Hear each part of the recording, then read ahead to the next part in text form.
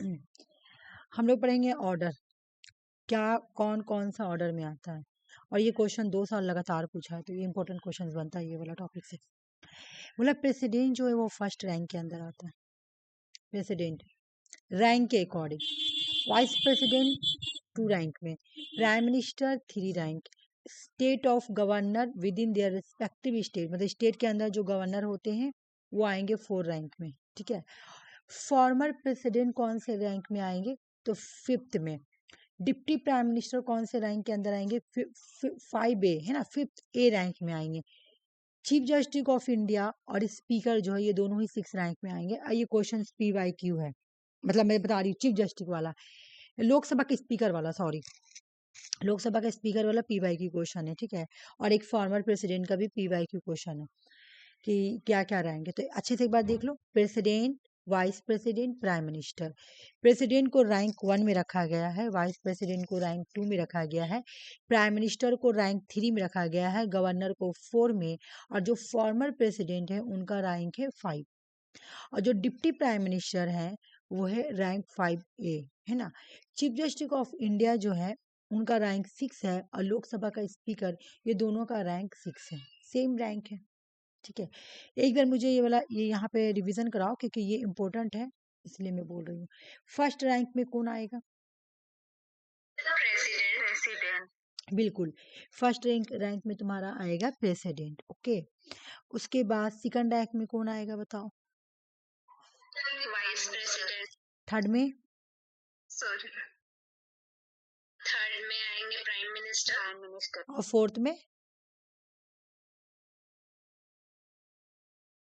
Fourth में बताओ, fourth में आएंगे गवर्नर, गवर्नर, फिर डिप्टी प्राइम मिनिस्टर, हाँ डिप्टी प्राइम मिनिस्टर, और उसके बाद देखो, नहीं देखो, नहीं नहीं नहीं सॉरी गलत बोली, गवर्नर आएंगे 4th में, याद रखना। 5th में आएंगे तुम्हारा former president, farmer PYQ question होगा, फॉर्मर प्रेसिडेंट, हाँ, और डिप्टी प्राइम मिनिस्टर 5A में आएंगे, ठीक है, डिप्टी प्राइम मिनिस्टर 5A में आएंगे।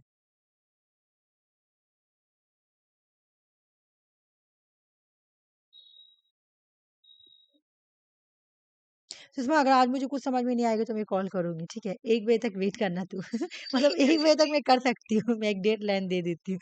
एक्चुअल में मैं 11 बजे ही बेड पे आती हूँ, काम वाम करके अपना बर्तन वर्तन धोकर 1 बजे आती हूँ, 11 बज जाता है, मतलब थोड़ा बात बात अपनी अम्मी उम्मी लोग से करते करते 11 बज जाता है। तो बेड पे आती हूँ 11 बजे, 11 बजे से फॉर्म भरती हूँ, तो थोड़ा ऐसे हो जाए, कल तो 11:30 11:15 बजे आई थी बेड पे, ठीक है। तो ये हो गया। 6 रैंक में क्या आएगा तुम्हारा, chief justice of India, CJI, है ना, चीफ जस्टिस ऑफ इंडिया आएंगे। हाँ बोलो, क्या बोल रही हो लक्ष्मी, पार्लियामेंट का स्पीकर, हाँ स्पीकर, फिर 6 में ही आएगा स्पीकर, पार्लियामेंट का स्पीकर नहीं बोलेंगे, लोकसभा का स्पीकर बोलेंगे। पार्लियामेंट के अंदर दोनों आ जाएगा, लोकसभा और राज्यसभा, ठीक है, हाँ लोकसभा स्पीकर। फिर हो गया तुम्हारा cabinet minister of the union, cabinet minister 7 में, chief minister of the state with in their respective state, chief minister आएंगे 7 रैंक में, डिप्टी चेयरमैन प्लानिंग कमीशन या नीति आयोग का जो चेयरमैन होंगे, नीति आयोग जो डिप्टी चेयरमैन, सुन लो, प्लानिंग कमीशन या नीति आयोग का जो डिप्टी चेयरमैन, डिप्टी, वो रैंक 7 में आएंगे। फॉर्मर प्राइम मिनिस्टर्स अभी पढ़े ना, फॉर्मर नहीं नहीं, फॉर्मर प्राइम मिनिस्टर नहीं पढ़े, सॉरी, फॉर्मर प्राइम मिनिस्टर्स को 7 में रखेगी, फॉर्मर प्रेसिडेंट 5th में है, और 7 में है तुम्हारा former prime minister. Leader of the opposition, जो लोकसभा राज्यसभा में ऑपोजिशन लीडर होते हैं उनका भी रैंक 7 है, ठीक है। भारत रत्न डेकोरेशन जो है ना, ये तुम्हारा क्वेश्चन आया हुआ था, जैसे अभी 2025 का एग्जाम हुआ, इससे पहले जो 2025 का एग्जाम हुआ था ना, उसमें आया हुआ क्वेश्चन है, ठीक है। इस बार 2025 में तुम्हारा 3 एग्जाम हुआ, एक तुम्हारा जून एक इससे कब हुआ था, एक तुम्हारा जनवरी में हुआ था, कब हुआ था, इससे अभी का अभी जो एग्जाम हुआ था वो कब का था, इससे पहले जो एग्जाम हुआ जून था ना, वो जून का था, हाँ। तो जून से पहले भी 2025 में क्वेश्चन हुआ था, जनवरी में, 1 जनवरी में हुआ, 1 जनवरी में हुआ, अभी दिसंबर में होगा तो 3 हो जाएगा, मतलब 2025 में 3 को एग्जाम हो जाएगा, है ना। 1 मिनट रुक जाओ। तो जो तुम्हारा जून में आया ना, तो वो भी क्वेश्चन आया हुआ है। और जो जनवरी में आया था, तो जनवरी में ये पूछा था, भारत रत्न जो भारत रत्न होल्डर होते हैं, होल्डर्स जो, तो उनका रैंक क्या है? उनका रैंक है 7A। तो ये भी PY की क्वेश्चन है, मतलब आया हुआ है।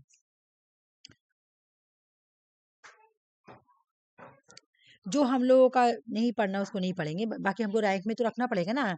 जैसे ambassador extraordinary and plenipotentiary and high commissioner of commonwealth country accreditation to India, मतलब एक एम्बेसडर टाइप का जो होता है ना, उनके बारे में। तो ये तो हम लोग को पढ़ना नहीं है, छोड़ दो। ठीक है।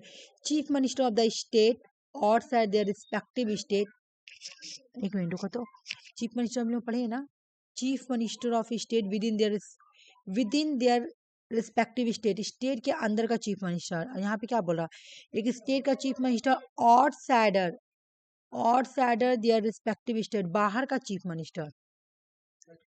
यहाँ पे बोला with in chief minister of state with in their respective state, state के अंदर का चीफ मिनिस्टर। और यहाँ पे बोला कि और सैडर चीफ मिनिस्टर। ओ, ये एक मतलब जैसे अभी कैसे वेस्ट बंगाल में ममता बनर्जी है, लेकिन बाहर का अगर कोई चीफ मिनिस्टर आएगा तो उसका क्या रैंक होगा? तो 8 है। ठीक है ना। और सैडर चीफ मिनिस्टर क्या है? या और सैडर गवर्नर, मतलब नहीं समझी तुम्हारा क्या बोल रहा, कि जैसे कि मानो कि वेस्ट बंगाल में नीतीश कुमार आएगा, तो उसका पूछ रहा ना, बाहर का मुझे पूछ रहा। मुझे यही लग रहा है कि खुद का स्टेट का हो जाएगा तुम्हारा विद इन देयर स्टेट। देखो, with in their respective state, जिस स्टेट के अंदर है, उसका चीफ मिनिस्टर का रैंक है 7। लेकिन और सैडर देयर रिस्पेक्टिव स्टेट, बाहर के साइड से जो चीफ मिनिस्टर है स्टेट का, उसका रैंक हो जाएगा 8। मतलब अगर अभी नीतीश कुमार यहाँ पे आएगा, तो उसका तो अभी तो बना नहीं है, लेकिन फिर भी मैं तो बता रही हूँ। ठीक है। अच्छा, RC होगी मेरे ख्याल से, मैं इसको ऐड, अच्छा अंजलि, RC की लग रहा है तबियत खराब है, इस वजह से मुझे नहीं लग रहा है क्लास में आई। ठीक है। तो उसी तरह गवर्नर भी तुम्हारा ऑट सैडर होगा, तो उसका भी रैंक क्या होगा तुम्हारा? 8। मतलब अगर हमारे वेस्ट बंगाल का गवर्नर दूसरे स्टेट में जा रहा है, तो उसका भी रैंक होगा 8। ठीक है ना। सुप्रीम कोर्ट का जज, ये सब तो देखो मे भी अभी तक आया नहीं है, बट फिर भी पढ़ लेना। सुप्रीम कोर्ट का जज इंपॉर्टेंट है, तो तुम्हारा हो जाएगा, इसका रैंक है 9। ठीक है। यूनियन पब्लिक सर्विस कमीशन का चेयरपर्सन का रैंक क्या है? 9A। चीफ इलेक्शन कमिश्नर का रैंक क्या है? 9A। देख लो, comptroller and auditor general of India, CAG का रैंक क्या है? 9A है। ठीक है। देखो, मेन इंपॉर्टेंट चीज चलो हम लोग याद करते चलते हैं। ठीक है। पहले पहले इतना सारा है, तो सब याद करना पॉसिबल नहीं है। हम लोग ऊपर वाला सब याद किए। ठीक है। ऊपर वाला हम लोग सब याद किए, ये वाला 6 तक तो याद हो गया, लेकिन 7 में अभी हम लोग को कुछ कुछ याद करेंगे। जैसे 7 में क्या याद करना है तुम्हें? चीफ मिनिस्टर एक स्टेट का, या नीति आयोग या प्लानिंग कमीशन का डिप्टी चेयरमैन, और फॉर्मर प्राइम मिनिस्टर, और लोकसभा राज्यसभा। ये तो 7 वाला समझ में आ गया। भारत रत्न वाला PYQ तो याद करना, ये 7A के अंदर आएगा। ठीक है। उसके बाद तुम्हारा ये वाला 8 नंबर हटा दो, 9 नंबर याद करो। 9 में क्या है? सुप्रीम कोर्ट का जज, इसका रैंक क्या है? तो 9 है। उसके बाद तुम्हारा यूनियन पब्लिक सर्विस कमीशन का चेयरपर्सन, चीफ इलेक्शन कमिश्नर, और तुम्हारा कैग किस में आएगा? 9A में, 3 9A में है। ठीक है। अब देखो भाई, यही को रिपीट हो गया, रिपीटेशन हो गया। एक मिनट, मुझे बताना तुम लोग हैं कहाँ मैं पूछूं। यहाँ पे पूछती हूँ, यहीं पे पूछती हूँ, यहाँ। ठीक है। यहाँ पे मैं पूछ रही हूँ, मुझे मुझे बताना कि पहला क्या था? 1 नंबर में कौन था? बताओ, 1 नंबर में कौन था? जल्दी बताओ। प्रेसिडेंट। 2 नंबर में कौन था? 2 नंबर में वाइस प्रेसिडेंट। 3 नंबर में कौन था? Rank prime minister. और 4 नंबर में कौन था? गवर्नर। और 5 नंबर में कौन था? Former president. ठीक है। और 6 नंबर में कौन था? A sorry sorry sorry sorry, नहीं 5A था, सॉरी। हाँ, 5A में deputy prime minister, deputy prime minister. ठीक है। और 6 में कौन था? Chief justice of India, CJI, chief justice of India. एक minute, chief justice of India और लोकसभा का स्पीकर। ठीक है, स्पीकर। 7 में मैं नहीं बोली थी, फिर उसके बाद 8 में आ जाओ। 8 में कौन? नहीं, 7A में कौन था? बताओ। 7A, Bharat holder of Bharat Ratna. हाँ, holders of Bharat Ratna. Bharat Ratna award. 8 में कौन कौन था, जब मुझे बता दो। नहीं, चेयरमैन ऑफ यूपीएससी। एक मिनट 7 वाला तो हम लोग छोड़ दिए, 7 वाला करना है, 1 मिनट, 7 वाला करना है, 7 वाला करना है, 8 वाला छोड़ना है, 7 वाला करना है। 7 में है तुम्हारा कौन कौन करना है, देख लो। Chief minister, deputy planning commission, NITI Aayog का, फॉर्मर प्राइम मिनिस्टर भी तुम्हारा 7 में आ रहा। लोकसभा राज्यसभा का जो ऑपोजिशन लीडर होता है, ये लोग भी 7 रैंक में आ रहे हैं। सुप्रीम कोर्ट के जज तुम्हारा आएंगे 9 में, और 9A में कौन आएगा, union public service commission, chief election commissioner और कैग। ठीक है, 10 में देख लेते हैं एक बार। 10 में देखो भाई, डिप्टी, थोड़ा थोड़ा करके हम लोग याद करें, इम्पोर्टेंट, ठीक है, थोड़ा थोड़ा करके।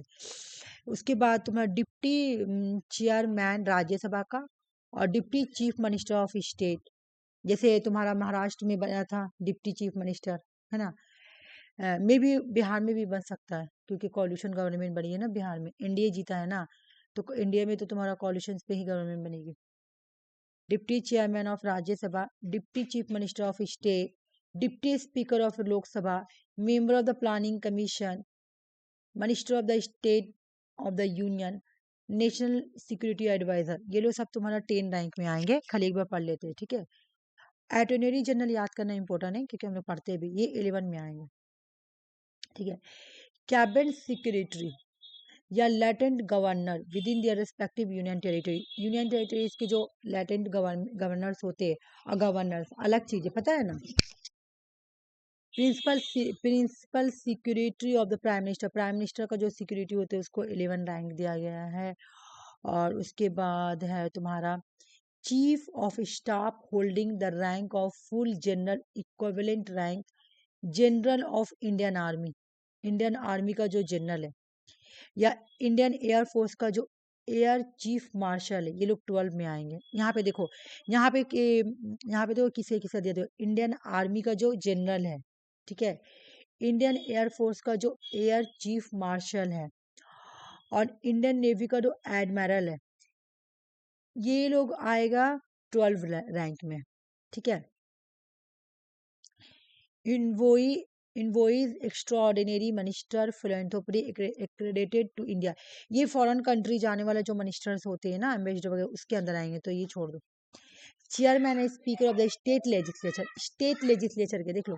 स्टेट लेजिस्लेचर के अंदर जो तुम्हारा स्पीकर होते, या जो स्टेट लेजिस्लेचर में हो, जो स्टेट लेजिस्लेचर के अंदर जो स्पीकर होते हैं या चेयरमैन होते हैं, है ना, काउंसिल में चेयरमैन होंगे, और लेजिस्लेटिव असेंबली में तुम्हारा स्पीकर होंगे, तो उनको 14 रैंक दिया गया। हाई कोर्ट के चीफ जस्टिस को भी 14 रैंक दिया गया है। उसके बाद लास्ट है ना ये वाला, हाँ लास्ट है ये। एक और एग्जाम में क्वेश्चन आई, मैं दिखा रही हूँ तुम लोगों को, जो इतना याद करेगा तो सोचो कितना दिमाग खराब होगा। ये वाला आया यूजुअली, बहुत बीच से आया ये वाला, इस बार आया था, सॉलिसिटर्स जनरल, ये आया हुआ है, प्रीवियस ईयर क्वेश्चन है। तो सोचो तुम कैसे कैसे 20 से उठा के दे दिया। हम लोग यहाँ तक पढ़े थे ना, 15 में आ जाओ। कैबिनेट मिनिस्टर ऑफ स्टेट का कैबिनेट मिनिस्टर, ठीक है। चीफ मिनिस्टर ऑफ, तुम एक बात सुनो, हम लोग जिसका जिसका नाम सुनी वो लोग ऊपर है, जैसे है ना, ऊपर है वो लोग, ठीक है। Chief minister of the union territory within their respective, एक minute, chief minister of the union territory, जैसे दिल्ली में चीफ मिनिस्टर है, तो दिल्ली में जो चीफ मिनिस्टर है ना, within their respective union territories, chief executive councillor, या जैसे दिल्ली में है चीफ मिनिस्टर, तो उनका रैंक है 15। Deputy ministers of the union के जो डिप्टी मिनिस्टर से 15 रैंक है। Officiating chief of staff holding rank lieutenant general और इक्विवेलेंट रैंक, ये सब छोड़ दो, ठीक है। Chairman of central administration tribunal, chairman of minority commission, देखो ये दोनों याद कर लो, क्योंकि ये वाला ना हम लोग पढ़ते हैं हमेशा, है ना। National commission for schedule caste, national commission for schedule tribes, इनके जो चेयरपर्सन है वो 17 रैंक के अंदर आएंगे। Chief justice of high court और सैडर, बाहर के जो चीफ जस्टिस है उसका एक स्टेट में क्या जुरिडिक्शन होगा, वो है 17 रैंक में। जैसे कि पटना का हाई कोर्ट का जो जज होगा या कोलकाता का हाई कोर्ट का जज होगा, तो वो दूसरे स्टेट में जाएगा तो उसका क्या तुम्हारा रैंक होगा, ये पूछ रहा है। और सैडर देयर रिस्पेक्टिव जुरिडिक्शन, बाहर में उसका जुरिडिक्शन क्या होगा, ठीक है। किसी भी हाई कोर्ट का चीफ जस्टिस का तो 17 रैंक के अंदर रखा गया है। जज of the high court with in their respective, एक मिनट, मेंबर, मेंबर बोलो ना, जुडिशियल मेंबर जो उसके अंदर होता है, या नेशनल ग्रीन ट्रिब्यूनल का जो मेंबर, नेशनल ग्रीन ट्रिब्यूनल में जो मेंबर होते हैं वो लोग 17 में आएंगे। या जो तुम्हारा जज ऑफ द हाई कोर्ट के अंदर जो मेंबर आएंगे, जो जुडिशियल मेंबर होते हैं, उनका भी रैंक है 17। बहुत बड़ा बड़ा दिया हुआ है। Cabinet minister of the state, chairperson and speaker of the state legislature और सैडर state, chairperson of the monopolies respective trade practice commission. ये अच्छा, एक चीज तुम लोग ऐसे याद करना, जो नाम बहुत डिफिकल्ट डिफिकल्ट जो हम लोग कभी सुने नहीं, वो सब नीचे आ रहा है, ठीक है। तो देखो तुम लोग ये क्वेश्चन सॉल्व करना, एक बार तुम ये क्वेश्चन सॉल्व करना तो तुमको एक बार समझ में आ जाएगा। बहुत बड़ा है अभी। जैसे ये वाला क्वेश्चन सॉल्व करो तुम लोग इजिली कर लोगे, कि मैं क्या बोली, जो नाम सुना हुआ है, जो ऊपर जो याद करवाइए वो तुम लोगों के लिए इनफ है। नीचे का जो भी आएगा तो तुम लोग समझ लेना, जितना भी मतलब नाम है ना वो सब नीचे आ रहा है। स्टेट लगा हुआ तो नीचे आएगा ही, बाकी जो डिफिकल्ट डिफिकल्ट नेम है वो सब नीचे आ रहा है। ये क्वेश्चन सॉल्व करो तो ऑप्शन 3, ऑप्शन हाँ 3, दी ऑप्शन 3। चलो मैं देखती हूँ ऑप्शन 3 है कि नहीं। फॉर्मर प्रेसिडेंट का रैंक क्या है और स्पीकर का रैंक क्या है? फॉर्मर प्रेसिडेंट का रैंक है तुम्हारा 5, 5 है। गवर्नर का ना 4 है। और स्पीकर का रैंक क्या है तुम्हारा, लोकसभा स्पीकर का तुम्हारा? 5 है। नहीं, बिल्कुल भी नहीं। डिप्टी प्राइम मिनिस्टर का 5A है, 6 है, 6 रैंक है। फॉर्मर प्राइम मिनिस्टर का रैंक क्या है? 7 रैंक है। दिखा देती हूँ, कम से कम पहले ऊपर वाला याद करो, 7 नीचे नहीं है अभी। 7 है सुषमा। देखो यहाँ पे देखो, अभी ना बोले कि फॉर्मर प्राइम मिनिस्टर का रैंक है तुम्हारा 7 और फॉर्मर प्रेसिडेंट का रैंक है तुम्हारा 5th। देख लो, डिप्टी प्राइम मिनिस्टर है 5A, ठीक है, कंफ्यूज मत होना। देख लो फॉर्मर प्राइम मिनिस्टर, ठीक है। तो हाँ वही ना समझ नहीं आया। अच्छा चलो, दोनों कंफ्यूजिंग दूर करो, का कंफ्यूजिंग दूर समझ करो, नहीं। यहाँ पे कंफ्यूजिंग दूर करो, रुक जाओ। फॉर्मर प्राइम मिनिस्टर का रैंक है तुम्हारा 7, ठीक है। लेकिन डिप्टी प्राइम मिनिस्टर अगर तुमसे पूछे कि डिप्टी प्राइम मिनिस्टर का रैंक क्या है,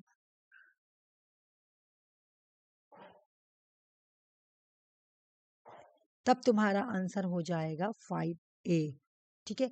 फॉर्मर प्रेसिडेंट का रैंक तुमसे पूछे, फॉर्मर प्रेसिडेंट, तब तुम्हारा रैंक हो जाएगा 5, ठीक है। समझ में आ गया ये वाला। सुप्रीम कोर्ट का जज का रैंक क्या है, सुप्रीम कोर्ट का जज का रैंक क्या है? 9। 9, ये वेरी गुड, बहुत अच्छा बोली तुम।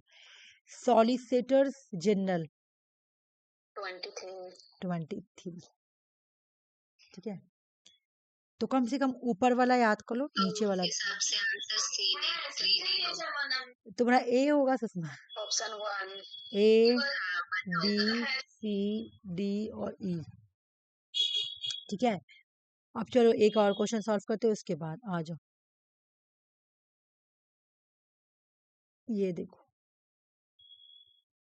हायर टू लोअर मांग रहा। ये देखो जून का क्वेश्चन है और ये जनवरी का क्वेश्चन है 2025।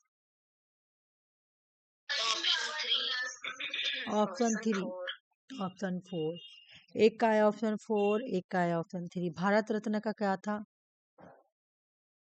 7A, 7। 7 था। 7A था। अटॉर्नी जनरल ऑफ इंडिया का क्या था?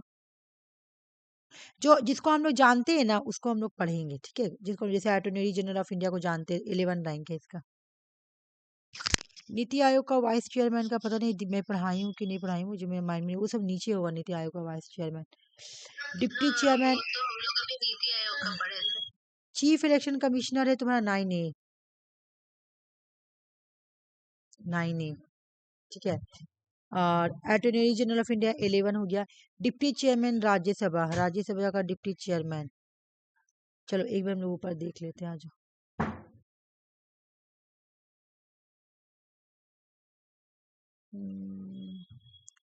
Deputy chairman of NITI Aayog ना, होगा कहीं ना कहीं, मिल नहीं रहा।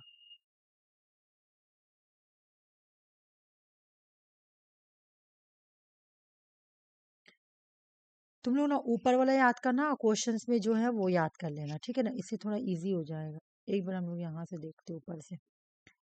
देखो क्वेश्चंस में था भारत रत्न अवार्ड, ये लोग पता नहीं यही टाइम कॉल करेगी जब क्लास कराते रोज।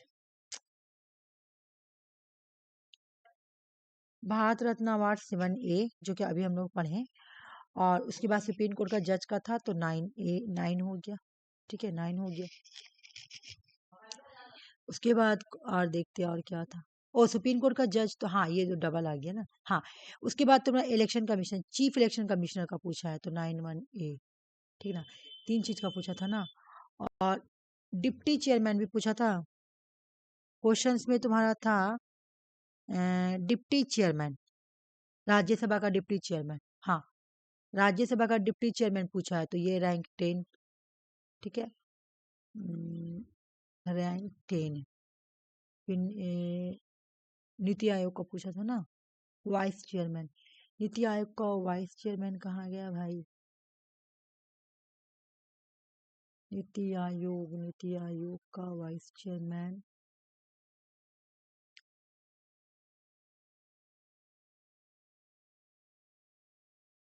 अच्छा मुझे तो दिख नहीं रहा, लेकिन आ जाओ यहाँ पे हम लोग आते हैं, 1 मिनट इसको हटा दो पहले, ये वाला को।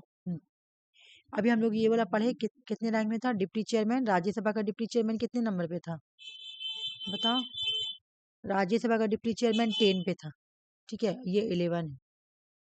तो इसका तो दिया नहीं vice chairman of NITI Aayog, लेकिन फिर भी चलो देखते हैं कैसे बैठता है, नीचे ही होगा, ठीक है। तो सबसे पहले तुम्हारा अगर तुम देखोगी तो तुम्हारा और आंसर देखती हूँ, आ जाओ, क्योंकि ये तो मुझे समझ में ही नहीं आ रहा। आंसर सी दिया हुआ है, सी दिया हुआ है, तो सबसे पहले तुम्हारा vice chairman of NITI Aayog आएगा, नहीं होना चाहिए ये। और उसके बाद ये 7 हो जा रहा, holder of Bharat Ratna, answer C दे रहा, फिर ए होगा, एक मिनट देखती हूँ मैं, देखती हूँ आंसर क्या दे रहा है, सी। तो मान लो पहले डी हो गया, डी के बाद तुम्हारा ई हो गया, ई के बाद ए हो जा रहा, ए के बाद तुम्हारा बी हो जा रहा, बी के बाद सी हो जा रहा, तो आंसर तुम्हारा सी दिया हुआ है, यानी वाइस चेयरमैन जो ये 7A है ना, तो ये 6 में होगा, मे बी 6 में। हम लोग चेक करते हैं, आ जाओ, नहीं ये 6 में लिखा हुआ नहीं है, लेकिन हम लोग पढ़े हैं, नीति आयोग का इसमें दिया ही नहीं। अच्छे, ये क्या ये दिया हुआ है, डिप्टी चेयरमैन ऑफ प्लानिंग वही तो कमीशन। बोल रहे थे आपको कि नीति आयोग दिया हुआ है वहाँ, हाँ लेकिन वो ये डिप्टी चेयरमैन का तो दिया है। डिप्टी चेयरमैन भी को बस नीति आयोग का दिया हुआ ना, बस इसी को काउंट कर लो, ठीक है, हाँ, जो उसी भी, के अकॉर्डिंग हाँ उसी वो के हो रहा अकॉर्डिंग था। वो बना आंसर, 7 और 7A, समझी, 7 और 7A इसी के अकॉर्डिंग बना है। तो ये कहाँ गया, कहाँ गया भाई, हाँ, तो ये तुम्हारा 7A है, और ये 7 है, और अटॉर्नी जनरल ऑफ इंडिया क्या है बताओ, 11 है, राज्यसभा का जो है ये तुम्हारा 10 है, और इलेक्शन चीफ इलेक्शन कमीशन तुम्हारा 9 है, नहीं नहीं नहीं 9 नहीं है, 9A है, ठीक है, हो गया। अब बन जा रहा आंसर तुम्हारा, याद कर लेना, ठीक है। एक बार हम लोग ऊपर ऊपर वाला रिवीजन कर लेंगे, जो इम्पोर्टेंट है वही, इतना सारा याद करना पॉसिबल है ना, तो कम से कम। सुना, निगार कॉल कर रही, पीटी को बोल दे तो बात कर रही है। President rank 1, vice president rank 2, prime minister rank 3, governor 4, former president 5, deputy prime minister 5A, chief justice of India और स्पीकर जो है ये 6 में है, 6 रैंक में है, cabinet minister of union, chief minister of the state with in the respective state, मतलब अपने स्टेट में, ठीक है, deputy chairman of the planning commission NITI आयोग, former prime minister, Lok Sabha Rajya Sabha का जो अपोजिशन लीडर, ये 7 में है, ठीक है, holder of the Bharat Ratna award 7A, ये तो देखो ऐसा क्वेश्चन आएगा ही नहीं, ये देख लो, 8 नंबर छोड़ दो, 8 नंबर से उतना आएगा नहीं, ठीक है। सुप्रीम कोर्ट का जज पढ़ेंगे, ऐसा नहीं, पहले ये वो सब पढ़ लो, उसके बाद वो सब याद करेंगे, ठीक है, जब मैं रिवीजन कराऊंगी तो वो सब भी करा दूंगा। जज of the supreme court 9, chairperson देख लो, chairperson of the union public service commission, chief election commissioner का, और कैग, ये 9A में आ रहा है, ठीक है, ये 9A में आएगा, ठीक है। उसके बाद तुम्हारा हो गया टेन, टेन वाला एक बार पढ़ लेते हैं, उसके बाद यहीं तक रखते हैं। Deputy chairman of the Rajya Sabha, ten. Deputy chief minister of the state, deputy speaker of the Lok Sabha, member of the planning commission, minister of the state of the union. देख लो प्लानिंग कमीशन का मेंबर मेंबर मेंबर 10 में आ रहा, लेकिन chairperson वहां हम लोग पढ़े ना 7 में था। मिनिस्टर ऑफ द स्टेट 10 में, नेशनल सिक्योरिटी एडवाइजर 10 में, अटॉर्नी जनरल ऑफ इंडिया 11 में, कैबिनेट सेक्रेटरी, लेफ्टिनेंट गवर्नर और तुम्हारा प्राइम मिनिस्टर का जो सेक्रेटरी 11 रैंक में आ रहा। एक बार और हम लोग यहाँ तक 14 तक का पढ़ लेते हैं, ठीक है। उसके बाद है तुम्हारा इंडियन आर्मी के जनरल 12 में, air chief marshal Indian air force के 12 में, admiral of the Indian army 12 में, और 13 छोड़ दो फिर 14 देखो। Chairman and speaker of the state legislature, देख लो स्टेट लेजिस्लेचर का, और chief justice of high court 14 में आएगा। 15 देख रहे हो, उसके बाद 15 तक का तुम लोग याद करना, बीच में भी तो गैपिंग हो गया ना, 15 तक याद करना कम से कम। कैबिनेट मिनिस्टर्स, अच्छा 15 वाला भी उतना इंपॉर्टेंट नहीं है, कम से कम 14 तक का याद करो। उसके बाद 14 तक का याद करना, मैं किसी दिन भी पूछ लूंगी, ठीक है। 14 तक का सबको याद होना चाहिए, 8 वाला नहीं। आरसी तुम्हारा छूट गया ना, ये वाला एक बार देख लेना, क्वेश्चंस भी कराई हूँ 2, ठीक है, ये वाला देख लेना। हाँ हाँ, पूरा नहीं करा रही हूँ क्योंकि पूरा बहुत बड़ा है, ठीक है। पहले तुम लोग 15 याद कर लेना, उसके बाद में और आगे कराऊंगी, ठीक है। 15 याद कर लेना, उसके बाद और कराऊंगी। कल तुम लोग याद करके क्लास में आना, मैं पूछूंगी, 15 याद कर लेना, ठीक है। उसके बाद में स्टार्ट करती हूँ लोकसभा राज्यसभा। पार्लियामेंट में होता है प्रेसिडेंट, राज्य लोकसभा पहले होगा, लोकसभा फिर राज्यसभा। तो मेरा राज्यसभा पहले लिखा गया, लोकसभा, चलो जो भी कोई बात नहीं, हम लोग को तो पढ़ने से मतलब है ना। लोकसभा राज्यसभा प्रेसिडेंट आता पार्लियामेंट के अंदर, तो पहले हम लोकसभा पढ़ेंगे। लोकसभा को बोला जाता है हाउस ऑफ द पीपल। ये इलेक्टेड होता है, ये डायरेक्टली इलेक्ट होता है, ठीक है ना, by the people of India. India के लोग इसको डायरेक्ट इलेक्ट करते हैं थ्रू द जनरल इलेक्शंस के थ्रू। ये इलेक्शंस होता है यूनिवर्सल एडल्ट फ्रेंचाइजीज के बेस पर। यहाँ पे हर एडल्ट सिटीजन जिसका एज 18 ईयर है या 18 ईयर से ज़्यादा है, वो आके यहाँ पे राइट टू वोट देते हैं। बोल रहा है कि वोटिंग एज, पहले वोटिंग एज तुम्हारा 20 हुआ करता था, लेकिन उसके बाद इसको कम कर दिया गया। एग्जाम में ये क्वेश्चन आता भी, अरे ये क्या हो गया, रुको।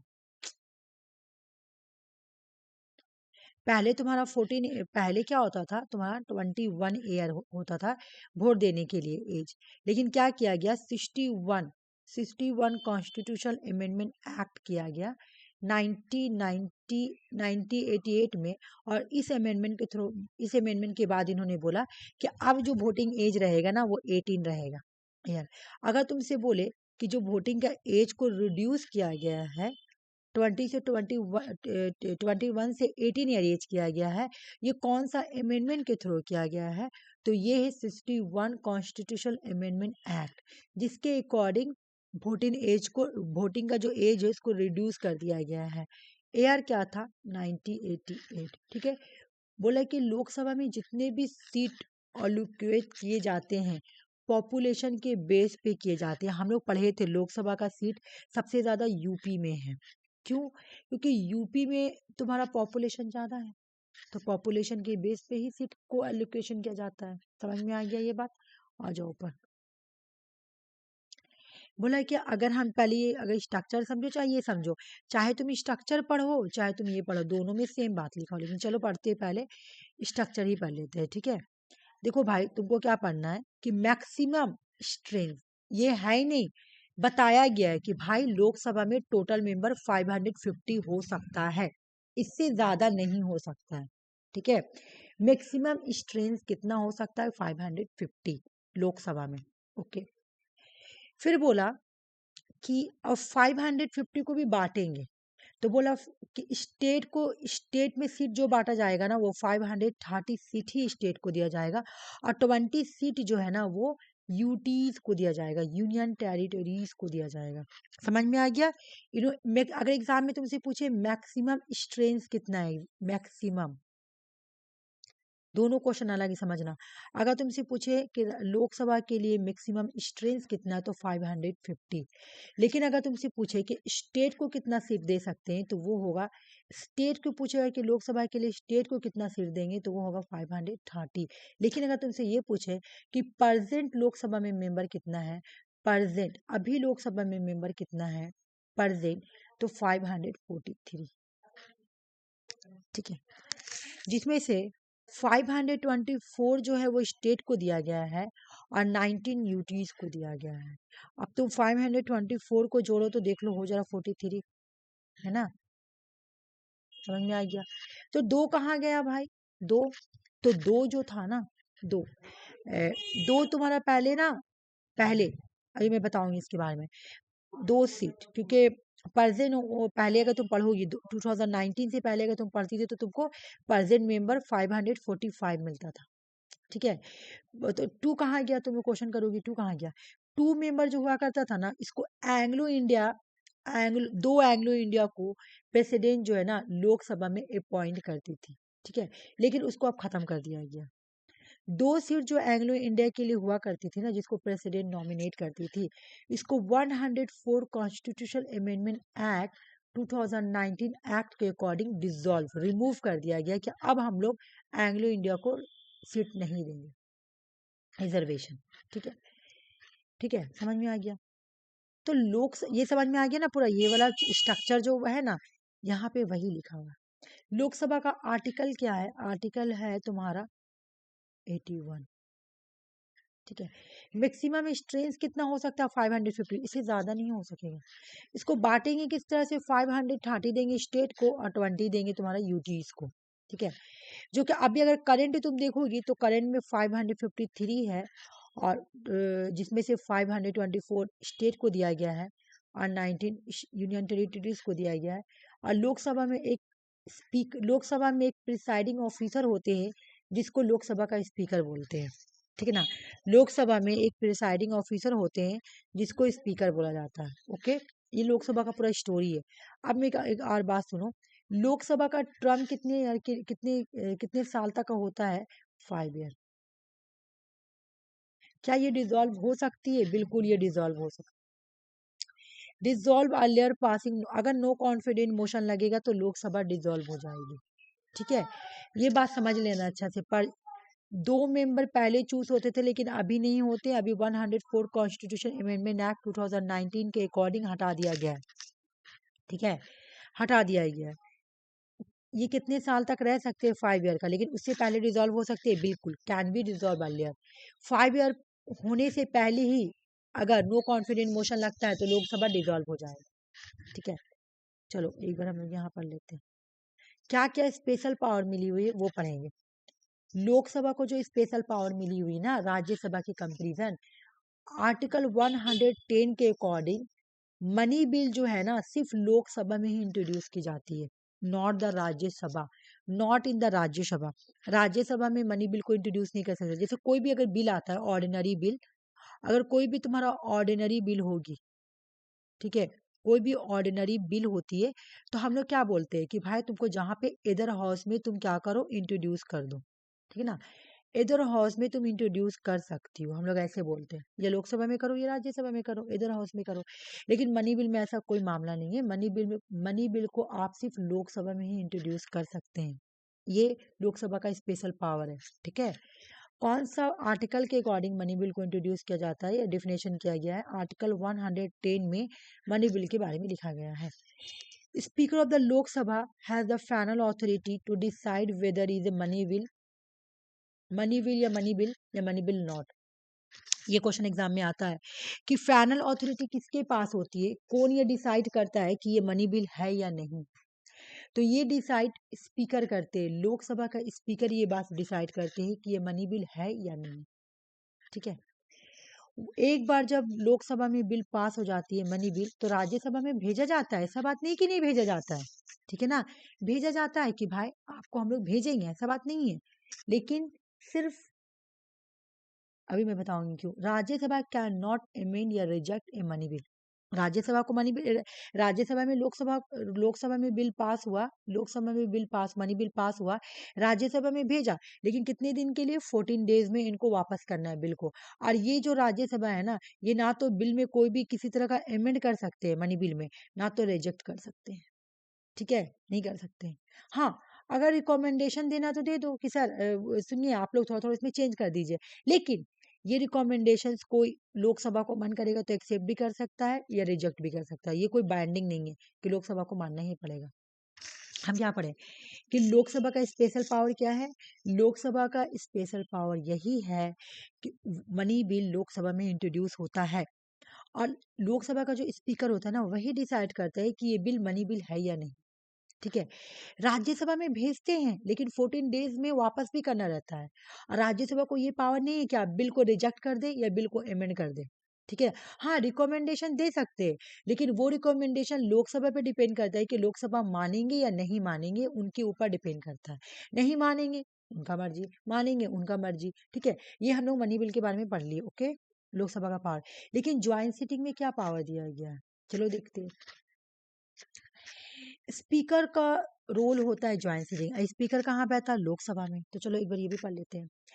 कोई भी डेडलॉक हो जाए, कोई भी केस में, मान लो कि कोई बिल आया या कोई लॉ आया, कोई भी, तो हम लोग क्या करते हैं? कोई भी बिल, ऑर्डिनरी बिल सुनो मेरी बात सुनो, ज्वाइंट सिटिंग किस पे होती है? ऑर्डिनरी बिल के ऊपर।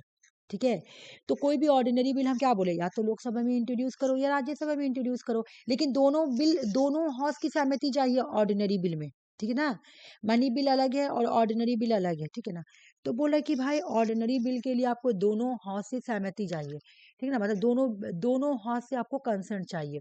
तो एक हाउस ने कंसर्ट दिया, दूसरे हाउस ने कंसर्ट नहीं दिया, बिल को लेके डेडलॉक हो गया। डेडलॉक का मतलब क्या? डिसएग्रीमेंट हो गया।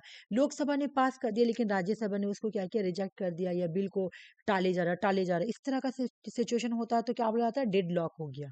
ठीक ना, किसी भी बिल को लेकर। ये ज्वाइंट सिटिंग ऑर्डिनरी बिल में होता है। ठीक है, बोल रहा है क्या, समझना कि मेरी आवाज आ रही ना तुम लोगों को क्लियर? कोई प्रॉब्लम नहीं ना है? हेलो? क्लियर है दी, ठीक है। नहीं, क्योंकि हमको लगा कि आवाज कहीं चला तो नहीं गया, क्योंकि मेरे पास अभी मैसेज आया कि आप फिर से ही कीजिए, तो वही हम बोले कि कोई प्रॉब्लम तो नहीं हुआ। ठीक है, समझना, अगर एक बिल, मैं एक बार यहाँ पे अच्छे से समझा दे रही हूँ। ज्वाइंट सिटिंग मैं अलग से नहीं पढ़ाऊंगी, यहीं पढ़ा रही तो तुम लोग समझ जाना। अगर अलग से बोलोगे तो पढ़ा देंगे, लेकिन तुम लोग को ही टाइम लगेगा, इसलिए मैं बोल रही हूँ। ठीक ना, मान लो कोई बिल है। नहीं, ठीक है। ठीक है ना, ठीक है, कोई बिल है। ठीक है ना, कोई बिल है, मैं अच्छे से समझा रही हूँ। कोई बिल है, तो ये गया लोकसभा के अंदर, लोकसभा में इनिशिएटिव किए। ठीक है ना, लोकसभा के अंदर गया, अब गया राज्यसभा पास ये बिल, तो राज्यसभा ने क्या किया? बिल को रिजेक्ट कर दिया। ठीक है, या बिल को पास ही नहीं किया, या एग्री ही नहीं बना, तब आ जाता है सिचुएशन डेडलॉक। तब हम लोग बोलते हैं डेडलॉक का सिचुएशन आ गया। अब जब डेडलॉक सिचुएशन लगता है तो बोला जाता है चलो भाई, स्पीकर को बोलता है, स्पीकर आप है ना प्रिसाइड करो। एग्जाम में क्वेश्चन आता है, ज्वाइंट सिटिंग को प्रिसाइड कौन करता है? लोकसभा का स्पीकर। ठीक है, कल भी मैं पढ़ाई थी। ठीक है ना, ना तो वाइस प्रेसिडेंट करता है और ना ही राज्यसभा का चेयरमैन। लोकसभा का स्पीकर जो है वो करेगा प्रिसाइड। ठीक ना, प्रेसिडेंट कॉल करता है, समन कौन करेगा? अगर कॉल पूछेगा तो प्रेसिडेंट होगा। ज्वाइंट सीटिंग को समन कौन करता है या कॉल कौन करता है? प्रेसिडेंट। लेकिन प्रिसाइड ओवर कौन करता है? ये देखो, प्रिसाइड कौन करता है? ये लोकसभा का स्पीकर करता है। ठीक है, अच्छे से समझना। ठीक है, अब आ गया बिल। ठीक है, तो यहाँ पर भी लोकसभा के एक स्पेशल पावर मिला हुआ है, क्योंकि राज्यसभा को ये पावर नहीं दिया जा रहा। देख रही हो, राज्यसभा को ये पावर नहीं दिया जा रहा, राज्यसभा के चेयरमैन को ये वाला पावर नहीं दिया जा रहा है, याद रखना। ठीक है, अच्छा, एग्जाम में अगर पूछे कि ज्वाइंट सीटिंग का आर्टिकल क्या है, तो हो जाएगा आर्टिकल 108। ठीक है, समझ लेना, यहाँ पे राज्यसभा को पावर नहीं दिया गया है, यहाँ पे लोकसभा के सिर्फ स्पीकर को दिया गया है कि आप ज्वाइंट सीटिंग को प्रिसाइड करें। ठीक है, प्रिसाइड करें। ओके, समझ में आ गया? कॉल कौन करता है? कॉल प्रेसिडेंट करता है। एक चीज और, ज्वाइंट सीटिंग किसके बीच में नहीं होती, क्योंकि मैं यही बता देती हूँ ना ज्वाइंट सीटिंग के बारे में। ज्वाइंट सीटिंग सिर्फ और सिर्फ ऑर्डिनरी बिल पे होगी। ठीक है ना। किस बिल पे नहीं होगी, नॉट। किस बिल पे ज्वाइंट सिटिंग नहीं होती है, मैं यहाँ पे लिख दे रही हूँ मनी बिल पे, क्योंकि मनी बिल तो सिर्फ लोकसभा पे, मनी बिल पे तो पावर सिर्फ लोकसभा को ना है, मनी बिल पे तो पावर सबसे ज्यादा लोकसभा को दिया गया है, तो यहाँ पे तो तुम्हारा ज्वाइंट सिटिंग बुलाने का कोई यही नहीं होता है। या किसी तरह का कॉन्स्टिट्यूशनल अमेंडमेंट बिल हो रहा है, इन दोनों बिल के ऊपर कभी भी ज्वाइंट सिटिंग नहीं हो सकती, याद रखना। कॉन्स्टिट्यूशनल अमेंडमेंट अमेंडमेंट बिल, इन दोनों बिल के ऊपर ज्वाइंट सिटिंग नहीं होती है, याद रखना। ठीक है, इन दोनों पे नहीं होती है। तो किस पे होती है भाई ज्वाइंट सिटिंग, ऑर्डिनरी बिल के ऊपर होती है। ठीक है, पूरा खत्म, पूरा कंप्लीट। अगर तुमसे कोई पूछे कि ज्वाइंट सिटिंग के बारे में बताओ, तुम बता देना ज्वाइंट सिटिंग कब होती है, जब किसी बिल को लेकर दोनों हाउस के बीच में डिसएग्रीमेंट होता है ना। और जब डिसएग्रीमेंट हो जाता है तो डेड लॉक का सिचुएशन आता है, तब प्रेसिडेंट क्या करता है, दोनों हाउस को समन करेगा या कॉल करेगा, और स्पीकर जो है ज्वाइंट सिटिंग को प्रिसाइड करता है। आर्टिकल 108 के अकॉर्डिंग ज्वाइंट सिटिंग को बुलाया जाता है। ठीक है, ये जो ज्वाइंट सिटिंग है ये सिर्फ ऑर्डिनरी बिल के लिए होती है, मनी बिल और कॉन्स्टिट्यूशनल अमेंडमेंट बिल के लिए नहीं होती है। ठीक है, बोलो ज्वाइंट सिटिंग खत्म है। यहाँ पे देखो स्पीकर को पावर दिया गया ज्वाइंट सिटिंग में, लोकसभा का यहाँ भी पावर ज्यादा हो गया। समझ में आया कि नहीं आया, बताओ पहले। ज्वाइंट सिटिंग समझ में आया, हाँ दीदी। आ गया। और यहाँ पे स्पीकर को पावर ज्यादा दिया गया, यानी लोकसभा का पावर ज्यादा। Budget and demand for grant जो है, ये भी budget is a present only in Lok Sabha. ठीक है, ये मैं तुम लोगों को पढ़ाऊंगी क्योंकि ये क्वेश्चंस आता है बजट वाला। और ये तुम्हारा खाली इसमें नहीं आता है तुम्हारा बजट वाला, कि budget and grant of session जो है ये तुम्हारा पीएससी वगैरह में भी आता है, तो ये टॉपिक इंपॉर्टेंट है, तो मैं इसको अच्छे से पढ़ाऊंगी। ज्वाइंट सिटिंग भी आता है, लेकिन ज्वाइंट सिटिंग इतना ही है, ज्वाइंट सिटिंग इतना ही, इससे ज्यादा नहीं है। ठीक है, इससे ज्यादा नहीं है। तो यहाँ पर भी तुमको budget is a present only in the Lok Sabha, budget सिर्फ लोकसभा में ही, देख लो भाई, बजट को भी सिर्फ लोकसभा में ही इंट्रोड्यूस किया जाता है। हाँ, राज्यसभा में सिर्फ डिस्कस करने के लिए भेजा जाता है। जो डिमांड होता है ना बजट के ऊपर, डिमांड फॉर ग्रांट्स, है ना, और लिक्वेशंस ऑफ फंड, कौन कौन मिनिस्टर को कितना कितना फंड दिया जाएगा, वो भी लोकसभा के वोट पे ही होता है। ठीक है, तो ये तो देख लो भाई, स्पेशल पावर मिला हुआ लोकसभा को। ठीक है, ये वाला मैं हटा रही हूँ, ये वाला ना मैं हटा रही हूँ, इसको मैं बाद में पढ़ाऊंगी। ठीक है, यहाँ पे तो लोकसभा का हम्म, हम्म, अच्छा चलो पढ़ा ही देती हूँ, जब ये पढ़ा रही तो फिर इसको क्यों छोड़ो। अच्छा, अभी मैं तुम लोगों को पढ़ाई कि लोकसभा का मेंबर जो होता है 550 होता है। ठीक है, और मैं बोली कि अभी प्रेजेंट 543 है, लेकिन 2019 से पहले अगर तुम देखती तो 545 होता था। ठीक है, तो दो कहाँ गया, तो मैं क्या बोली कि 104 कॉन्स्टिट्यूशनल अमेंडमेंट एक्ट 2009 के अकॉर्डिंग डिसकंटिन्यू कर दिया गया है, कि अब एंग्लो इंडिया कम्युनिटी को रिजर्वेशन नहीं दिया जाएगा। लोकसभा या state legislative assembly, state legislative assembly में भी 2 मेंबर को अपॉइंट किया जाता था, 1 मेंबर को अपॉइंट किया जाता था, और 2 जो है लोकसभा में अपॉइंट किए जाते थे। तो अब इन दोनों को, अब हम एंग्लो इंडिया कम्युनिटी को रिजर्वेशन नहीं देंगे। और ये कौन सा अमेंडमेंट, 104 कॉन्स्टिट्यूशनल अमेंडमेंट एक्ट 2019 में बोला गया। लेकिन ये काम किया कब किया गया, इफेक्ट में कब आया, कब ये काम स्टार्ट किया गया कि बस अब नहीं देंगे। ये तो अमेंडमेंट पास हुआ, कॉन्स्टिट्यूशनल अमेंडमेंट एक्ट पास हुआ, लेकिन ये काम इफेक्ट में कब आया, 25 जनवरी 2020 से बिल्कुल हटा दिया गया। ठीक है, समझ जाना। ठीक है, यहाँ पे आओ। आर्टिकल ये जो था ना लोकसभा को जो स्पेशल पावर देना, ये एग्जाम में क्वेश्चन आता है, हट गया लेकिन फिर भी क्वेश्चन आता है, तो हम लोग पढ़ेंगे। तो बोला कि president was empower to nominate, president को ये पावर दिया गया था कि अब लोकसभा से 2 एंग्लो इंडियन कम्युनिटी को नॉमिनेट करे। ठीक है ना, नॉमिनेट करे। ठीक है, जो कि अभी नहीं है, अभी नहीं है। तो प्रेसिडेंट नॉमिनेट करता था, तो ये कौन सा आर्टिकल में आता था, तो ये आर्टिकल 331 के अंदर आता था। लोकसभा से जो 2 मेंबर एंग्लो इंडिया के लिए, एंग्लो इंडियन कम्युनिटी से अपॉइंट करते थे, है ना, वो कौन सा आर्टिकल में आता है, आर्टिकल 331। ठीक है, और स्टेट लेजिस्लेटिव असेंबली से 1 एंग्लो इंडिया कम्युनिटी को नॉमिनेट करता था गवर्नर। तो ये कौन सा आर्टिकल है, आर्टिकल 333। ठीक है, ठीक है, तो बोला गया भाई एक बार बात सुनो, लोकसभा से तो तुम्हारा एंग्लो इंडिया का हटा दिया गया। क्या शेड्यूल कास्ट शेड्यूल ट्राइब का भी रिजर्वेशन हटाया गया है? नहीं। शेड्यूल कास्ट शेड्यूल ट्राइब का रिजर्वेशन लोकसभा से नहीं हटाया गया है, बल्कि क्या बोला गया है, इनका रिजर्वेशन कौन सा आर्टिकल है? आर्टिकल 334। ठीक है, ये मैं अच्छे से और भी पढ़ाऊंगी। ठीक है, आर्टिकल 334 बोला रिजर्वेशन देंगे। सिर्फ एंग्लो इंडिया कम्युनिटी को हटा दिया और schedule caste and schedule tribe को बोला कि हम लोग देंगे। ठीक है ना, और 10 साल तक देंगे। लोकसभा में जो रिजर्वेशन दिया जाता है ना शेड्यूल कास्ट शेड्यूल ट्राइब को, स्टेट लेजिस्लेटिव असेंबली में भी दिया जाता है, लोकसभा में भी दिया जाता है। किसको? Schedule caste and schedule tribe को रिजर्वेशन। ठीक है, इसको और 10 ईयर्स के लिए एक्सटेंड कर दिया गया। बोला कि 2030 तक का ये और रिजर्वेशन चलेगा। ठीक है, तो भाई शेड्यूल कास्ट को लोकसभा में रिजर्वेशन मिलता है, शेड्यूल ट्राइब्स को स्टेट लेजिस्लेटिव असेंबली में भी मिलता है। बोला गया है 2030 तक का चलेगा।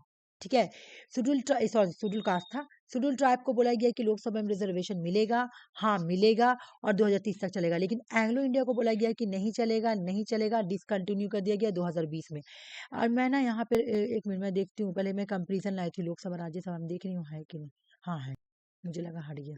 तो लोकसभा कंप्लीट हुआ। लोकसभा में कोई कंफ्यूजन है कहीं पर भी तुम लोगों को कुछ ऐसा कि जो मुझे पूछना है, एक बार फिर से समझा दीजिए, तब मैं उसके बाद ही नीचे जाऊंगी। बताओ पहले मुझे, किसी को कोई कंफ्यूजन है? किसी को भी नहीं ना? तो मैं चलती हूँ। तुम लोग कुछ नहीं बोल रही तो मैं समझ जा रही हूँ। अब राज्यसभा पढ़ेंगे। ठीक है, राज्यसभा आ जाओ। छोटा करती तो ठीक।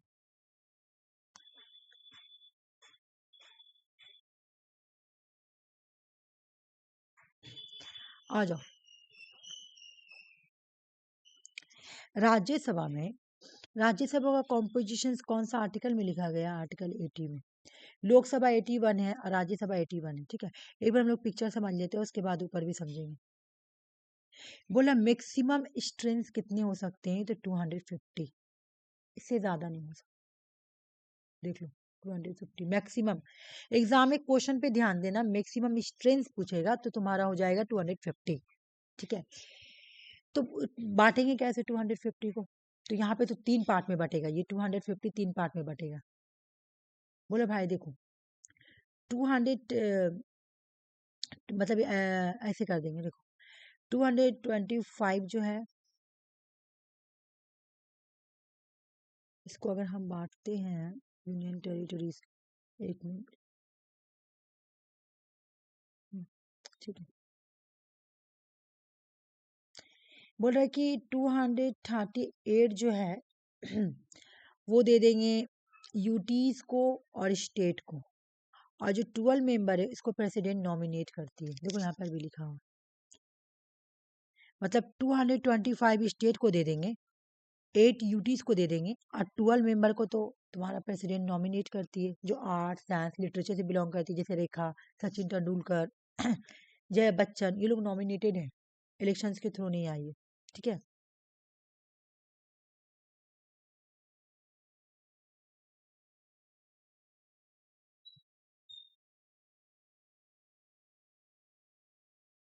एक सेकंड रुको, तो मैं कुछ छोड़ दी हूँ क्या? मुझे अपना पीडीएफ एक बार देखने दो, तो चेक करने दो। तो पहले वाला पीडीएफ मेरे मोबाइल में है, लेकिन मुझे वो उसकी वजह से ये वाला दूसरी वो वाला पीडीएफ लाना पड़ा। कहाँ गया?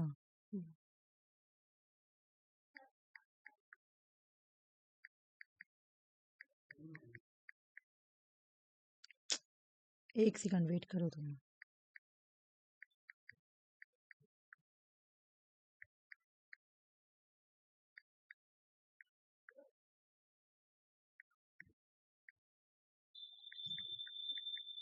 मिलेगा।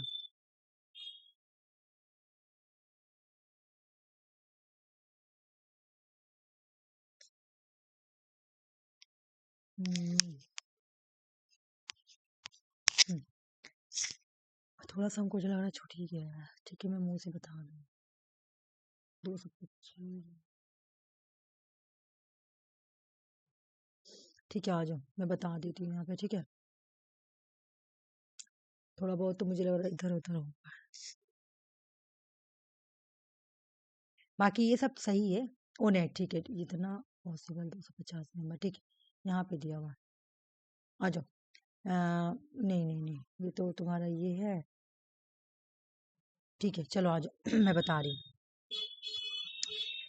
यहाँ पे मैं बना देती हूँ वो चार्ट, अपने समझ में आ जाए। देखो टोटल मेंबर वाले तो समझ में आ गया कि 250 से ज़्यादा नहीं हो सकता। ठीक है, मैक्सिमम स्ट्रेंथ कितना है, लेकिन अभी तुम्हारा 245 है। 245 में से तुम्हारा 233 जो है ये तुम्हारा आ जाएगा इलेक्टेड मेंबर।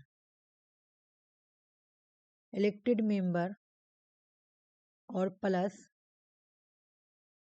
इलेक्टेड मेंबर आ जाएंगे और इसमें यूटीज आ जाएंगे, यूनियन टेरिटरीज। ठीक है, ये परसेंट 33 सुषमा 245 को बांटो, ये तो तुम्हारा मैक्सिमम स्ट्रेंथ वाला स्टोरी हो गया। परसेंट वाला मैं बोल रही हूँ, परसेंट अभी कितना है। अच्छा एट प्रेजेंट इतना। परसेंट परसेंट ये तो तुम्हारा मैक्सिमम स्ट्रेंथ, इससे ज्यादा नहीं हो सकता है मैक्सिमम। एग्जाम में क्वेश्चन में ध्यान देना, मैक्सिमम स्ट्रेंथ पूछेगा तो 250, परसेंट पूछेगा तो 245। ठीक है, परसेंट तुम्हारा राज्यसभा में अभी मेंबर कितने हैं 245, तो 245 को कैसे बांटा गया है, इलेक्टेड मेंबर यानी स्टेट, स्टेट का जो होगा वो तुम्हारा स्टेट और यूटीज को ऐसे बांटेंगे, स्टेट और यूटीज को ऐसे बांटेंगे, यूनियन टेरिटरीज। ठीक है रुक जाओ, यूनियन टेरिटरीज, हाँ ठीक है, इन दोनों को मिला के दिया गया 233 और 12 मेंबर को प्रेसिडेंट नॉमिनेट करेगा। देखो हो रहा 245, प्रेसिडेंट नॉमिनेट करेगा, नॉमिनेटेड, देखो हो रहा ये 245 हो रहा ना, ये वाला मेरे से छूटा था। ठीक है, ये तो तुम्हारा मैक्सिमम स्ट्रेंथ का स्टोरी बता रहा है कि मैक्सिमम इतना इतना होगा। 238 यूटीज को देंगे, यूटी स्टेट को, और नॉमिनेटेड मेंबर को कितना देंगे 12। ठीक है, ये तो तुम्हारा मैक्सिमम स्ट्रेंथ इतना होगा, लेकिन परसेंट कितना है लोकसभा में, सॉरी राज्यसभा में, परसेंट मेंबर कितना है, परसेंट अभी 245 है। ठीक है, 245 में से 233 जो है वो स्टेट और यूटीज को दे देंगे, बचा तुम्हारा 12 मेंबर। 12 मेंबर को कौन अपॉइंट करेगा, प्रेसिडेंट अपॉइंट करेगा। जैसे अभी तुम्हारा रेखा है, सचिन तेंदुलकर है, जया बच्चन है, ये लोग तुम्हारा प्रेसिडेंट के थ्रू, नॉमिनेटेड के थ्रू आती है। और ये जो 233 है ये लोग इलेक्शंस के थ्रू आएंगे, जिसमें स्टेट भी है और यूटीज भी है। समझ में आया, मुझे बताओ ये बात समझ में आया। 250 है तुम्हारा मैक्सिमम स्ट्रेंथ है टोटल, इससे ज्यादा नहीं हो सकता है। ठीक है, लेकिन है कितना तुम्हारा, अभी परसेंट कितना है, 245 मेंबर है। 245 को बांटेंगे कैसे, 233 स्टेट और यूटीज को दिया गया है और 12 मेंबर को प्रेसिडेंट नॉमिनेट करेंगे, हो गया 245। मुझे बताओ कोई कंफ्यूजिंग है तुम लोगों को, कोई भी नहीं ना, नहीं कंफ्यूजिंग खत्म हो गया ना कंफ्यूजन। ठीक है, देखो यहाँ पे मैं लिखी हूँ बट वहां पे थोड़ा मुझसे छूट गया है, वही मैं बोल रही तो मेरे एक और पीडीएफ बनाई उसमें है, इसमें मुझसे छूट गया। ठीक है, तो इलेक्टेड मेंबर हो जाएगा तुम्हारा यहाँ पे 233। इलेक्शंस कैसे होते हैं भाई मुझे बताओ, इनडायरेक्ट इलेक्शन हो गए, लोकसभा का डायरेक्ट था, देख लो लोकसभा का इलेक्शन डायरेक्ट था, मैं दिखा दे रही हूँ। ठीक है, लोकसभा का इलेक्शन डायरेक्ट है, लोकसभा का इलेक्शन जो है वो डायरेक्ट है, मैं दिखा दे रही हूँ, देख लो डायरेक्ट इलेक्शन है।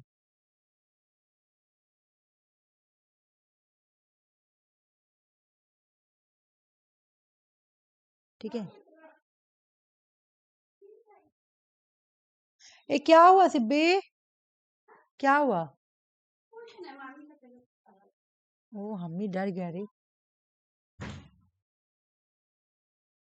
ठीक है, राज्यसभा का इलेक्शन इनडायरेक्ट है, देख लो इनडायरेक्ट है, मतलब हम लोग अपना ऐसे इनडायरेक्ट होगा, जैसे पीपल क्या करेंगे, लोग क्या करेंगे, अपना रिप्रेजेंटेटिव को चूज करेंगे, वो रिप्रेजेंटेटिव जाके हमारे बिहाफ में जाके चूज करेगा हमारा मेंबर। ठीक है, तो ये इसका इलेक्शन इनडायरेक्ट होता है, लोकसभा का डायरेक्ट होता है। समझ में आ गया।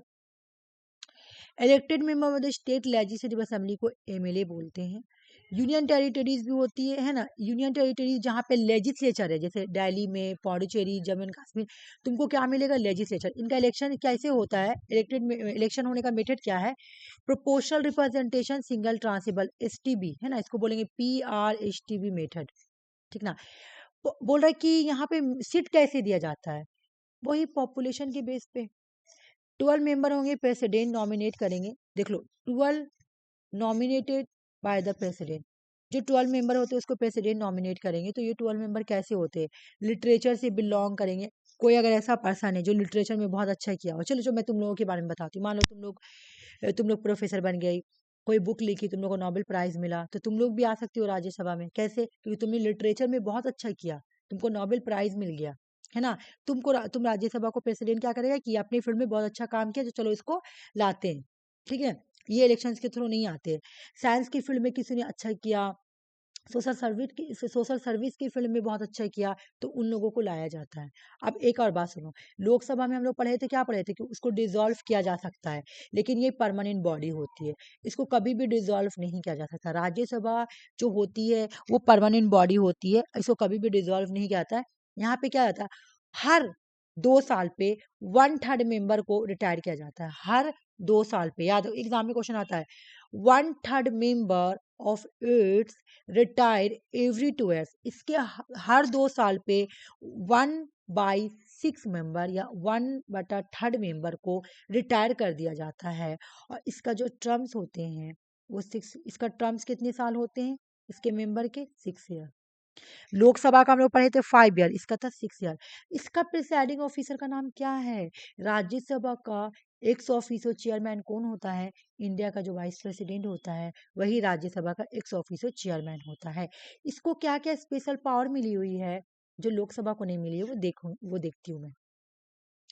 इनको मिला हुआ है पावर, राज्यसभा को आर्टिकल 312 के थ्रू ये ऑल इंडिया सर्विस को क्रिएट कर सकते हैं। ऑल इंडिया सर्विस के अंदर आएगा Indian administrative service, Indian police service, Indian forest service. Indian forest service होगा कि इंडियन फॉरेन सर्विस होगा, तुम्हें बताओ तो। Foreign service. क्योंकि ये इंडियन फॉरेन सर्विस भी तुम्हारे इसी के अंदर ही आता है। इंडियन फॉरेन ऑफिसर जो आता है तो वो भी तो तुम्हारा नहीं, फॉरेन ही होगा आई थिंक, दोनों होगा। क्योंकि इंडियन फॉरेन सर्विस भी तुम्हारा इसके अंदर आता है, एडमिनिस्ट्रेटिव के अंदर आता है, और इंडियन फॉरेन सर्विस भी एडमिनिस्ट्रेटिव के अंदर ही आता है, ठीक है। तो ये सब एग्जाम कौन करवाता है? राज्यसभा को ये पावर दिया गया है क्रिएशन करवाने के लिए। और एग्जाम में क्वेश्चन आया हुआ है, आर्टिकल 312 के अकॉर्डिंग राज्यसभा क्या करती है? ऑल इंडिया सर्विस एग्जाम को क्रिएट करती है। एक नंबर। आर्टिकल 367 के अकॉर्डिंग ये वाइस प्रेसिडेंट को रिमूव कर सकती है। वाइस प्रेसिडेंट को रिमूव करने के लिए राज्यसभा में इंट्रोड्यूस किया जाता है, और वाइस प्रेसिडेंट को पूरा रिजर्वेशन के थ्रू हटाया जाता है। तो ये भी स्पेशल पावर है, क्योंकि राज्यसभा में इंट्रोड्यूस हो रहा है वाइस प्रेसिडेंट को हटाने के लिए, तो स्पेशल पावर है भाई। आ जाओ, डिफरेंस देखते हैं दोनों के बीच में क्या है। डिफरेंस क्या है दोनों के बीच में? लोकसभा में 245 मेंबर है, राज्यसभा में 200, सॉरी सॉरी, लोकसभा में 545 मेंबर है, और राज्यसभा में 245 मेंबर है। ये 5 ईयर के लिए होती है, और ये तो इसका एयर 6 होगा, यहाँ मैं 6 लिख दे रही हूँ। ये क्या होता है? परमानेंट बॉडी होती है। यहाँ पे रिटायरमेंट कैसे होता है? हर 2 साल में 1/3 मेंबर को रिटायर किया जाता है। यहाँ पे इलेक्शन डायरेक्ट होती है, सिटीजन डायरेक्ट वोट देती है, लेकिन यहाँ पे इनडायरेक्ट होती है, एमएलए को थ्रू। हम लोग एमएलए को चूज करते हैं, एमएलए जाके वहाँ पे करती है। यहाँ पे मनी बिल पे पूरा फुल पावर है, यहाँ पे लिमिट पावर है, बस इस यहाँ पे सिर्फ मनी बिल जाती है 14 डेट के लिए। प्रिसाइडिंग ऑफिसर का नाम है स्पीकर, और यहाँ पे प्रिसाइडिंग ऑफिसर का नाम है वाइस प्रेसिडेंट, जो कि राज्यसभा का चेयरमैन होता है। इनकी लोकसभा का मेंबर बनने के लिए आपको एज चाहिए 25, राज्यसभा का मेंबर बनने के लिए आपको एज चाहिए 30। ये हो गया लोकसभा राज्यसभा कंप्लीट। अगर कोई कंफ्यूजिंग है तो तुम लोग मुझे बताओ, नहीं तो मैं दूसरा टॉपिक स्टार्ट करूंगी। कोई कंफ्यूजिंग है तो प्लीज मुझे बताओ, नहीं तो मैं दूसरा टॉपिक स्टार्ट करूंगी। नहीं ठीक है। नहीं ना, 1-2 दिन में मुझे लग रहा है ये भी टॉपिक कंप्लीट हो जाएगा। अच्छा, इतना स्पीडली क्यों कंप्लीट हो रहा है? ऐसा तो नहीं ना मैं तुम लोगों को जल्दी जल्दी जल्दी जल्दी कंप्लीट करा के पार कर रही हूँ, ऐसा तो नहीं ना है? समझ में नहीं ना, समझ में आ रहा ना? ठीक है, चलो आ जाओ नेक्स्ट। हम लोग लोकसभा पढ़े, राज्यसभा पढ़े, अब हम लोग स्टेट का लोकसभा राज्यसभा पढ़ेंगे, ठीक है। आ जाओ। हम लोग का अच्छा, अभी सुप्रीम कोर्ट और हाई कोर्ट वाला जज वाला कल वाला पीडीएफ में है, वो भी मुझे पढ़ाना है, अगर टाइम मिला तो वो भी आज कंप्लीट कराऊंगी। चलो आ जाओ। बोला कि लोकसभा अगर तुम सेंटर में देखोगी तो तुमको मिलेगा पार्लियामेंट के अंदर, पार्लियामेंट या लेजिस्लेचर के अंदर तुमको क्या मिलेगा, लोकसभा, राज्यसभा, प्रेसिडेंट, है ना, ये चीज है। पार्लियामेंट के अंदर या लेजिस्लेचर, पार्लियामेंट बोलो या लेजिस्लेचर बोलो, जो भी बोलो, क्या मिलेगा तुमको, तीन चीज मिलेगा, है ना, लोकसभा, राज्यसभा या प्रेसिडेंट, यानी यूनियन गवर्नमेंट के अंदर तुमको ये चीज मिलेगा। लेकिन तुम अगर स्टेट लेजिस्लेचर के अंदर देखोगी तो तुमको मिलेगा लेजिस्लेटिव असेंबली, लेजिस्लेटिव काउंसिल और गवर्नर। तो जो लेजिस्लेटिव असेंबली है, सेंटर का जो लोकसभा है ना, इसका स्टेट का लोकसभा हम बोल सकते हैं। और जो लेजिस्लेटिव काउंसिल है, सेंटर का जो राज्यसभा है ना, बिल्कुल इसकी जैसा। सेंटर में जो प्रेसिडेंट है, उसी तरह स्टेट में तुम्हारा गवर्नर है, ठीक है। लेकिन यहाँ पे एक चीज फर्क है, ये जो लेजिस्लेटिव काउंसिल है ना, सिर्फ 6 स्टेट में है, उससे ज्यादा और कोई स्टेट नहीं, जैसे वेस्ट बंगाल में नहीं मिलेगी तुमको, ठीक है। अब सुनो, अब तुम लोग को एक चीज और कंफ्यूजन दूर करूंगी, जो कि तुम्हारा एमपीज, एमएलए, जो स्टेट लेजिस्लेटिव असेंबली में जो मेंबर बैठते बैठते हैं, उसको हम लोग बोलते हैं MLA, member of the legislative assembly, जो स्टेट लेजिस्लेटिव असेंबली में बैठते हैं, ठीक है। जो लोकसभा, राज्यसभा में बैठते हैं, उसको हम लोग बोलते हैं MPs, member of the parliament. समझ में आ गया? लोकसभा, राज्यसभा में जो बैठते हैं, उसको हम लोग बोलते हैं एमपीज। तो लोकसभा में जो एमपी जाते हैं वो डायरेक्ट जाते हैं, राज्यसभा में जो जाते हैं वो इनडायरेक्ट जाते हैं, लेजिस्लेटिव असेंबली में जो बैठते हैं उसको हम लोग बोलते हैं एमएलए, है ना, MLA, MLA, member of the legislative assembly. और एक होता है लेजिस्लेटिव काउंसिल, तो लेजिस्लेटिव काउंसिल सिर्फ 6 स्टेट में है, बाकी और नहीं है, और सब में नहीं है, ठीक है। चलो एक एक करके हम लोग पढ़ते हैं। अगर तुमसे कोई पूछे कि स्टेट लेजिस्लेचर का आर्टिकल क्या है, तो तुम बोलना स्टेट लेजिस्लेचर का आर्टिकल मैं बोल रही हूँ, ठीक है। तो वो आर्टिकल है स्टेट लेजिस्लेचर, जैसे सेंटर में पार्लियामेंट होता है, यूनियन गवर्नमेंट होती है, उसी तरह स्टेट में स्टेट लेजिस्लेचर होता है, ठीक है। इसका आर्टिकल मैं चार्ज लगा देती हूँ, रुक जाओ। इसका आर्टिकल है 168 से 212। कौन सा पार्ट के साथ, यूनियन देखोगी तो 5 में आएगा, जबकि स्टेट देखोगी तो 6 में आएगा, ठीक है। चलो और यहाँ पे पढ़ते हैं। अभी मैं तुम लोगों को बताएं कि सिर्फ 6 ऐसा स्टेट है जहाँ पे तुमको 3 चीज मिलेगा। क्या चीज? जहाँ पे तुमको गवर्नर भी मिलेगी, लेजिस्लेटिव असेंबली भी मिलेगी और लेजिस्लेटिव काउंसिल भी मिलेगी। ये सिर्फ 6 स्टेट में मिलेगा 3 चीज। लेकिन 22 स्टेट ऐसे हैं, 22 स्टेट ऐसे हैं जहाँ पे सिर्फ गवर्नर और लेजिस्लेटिव असेंबली मिलेगी।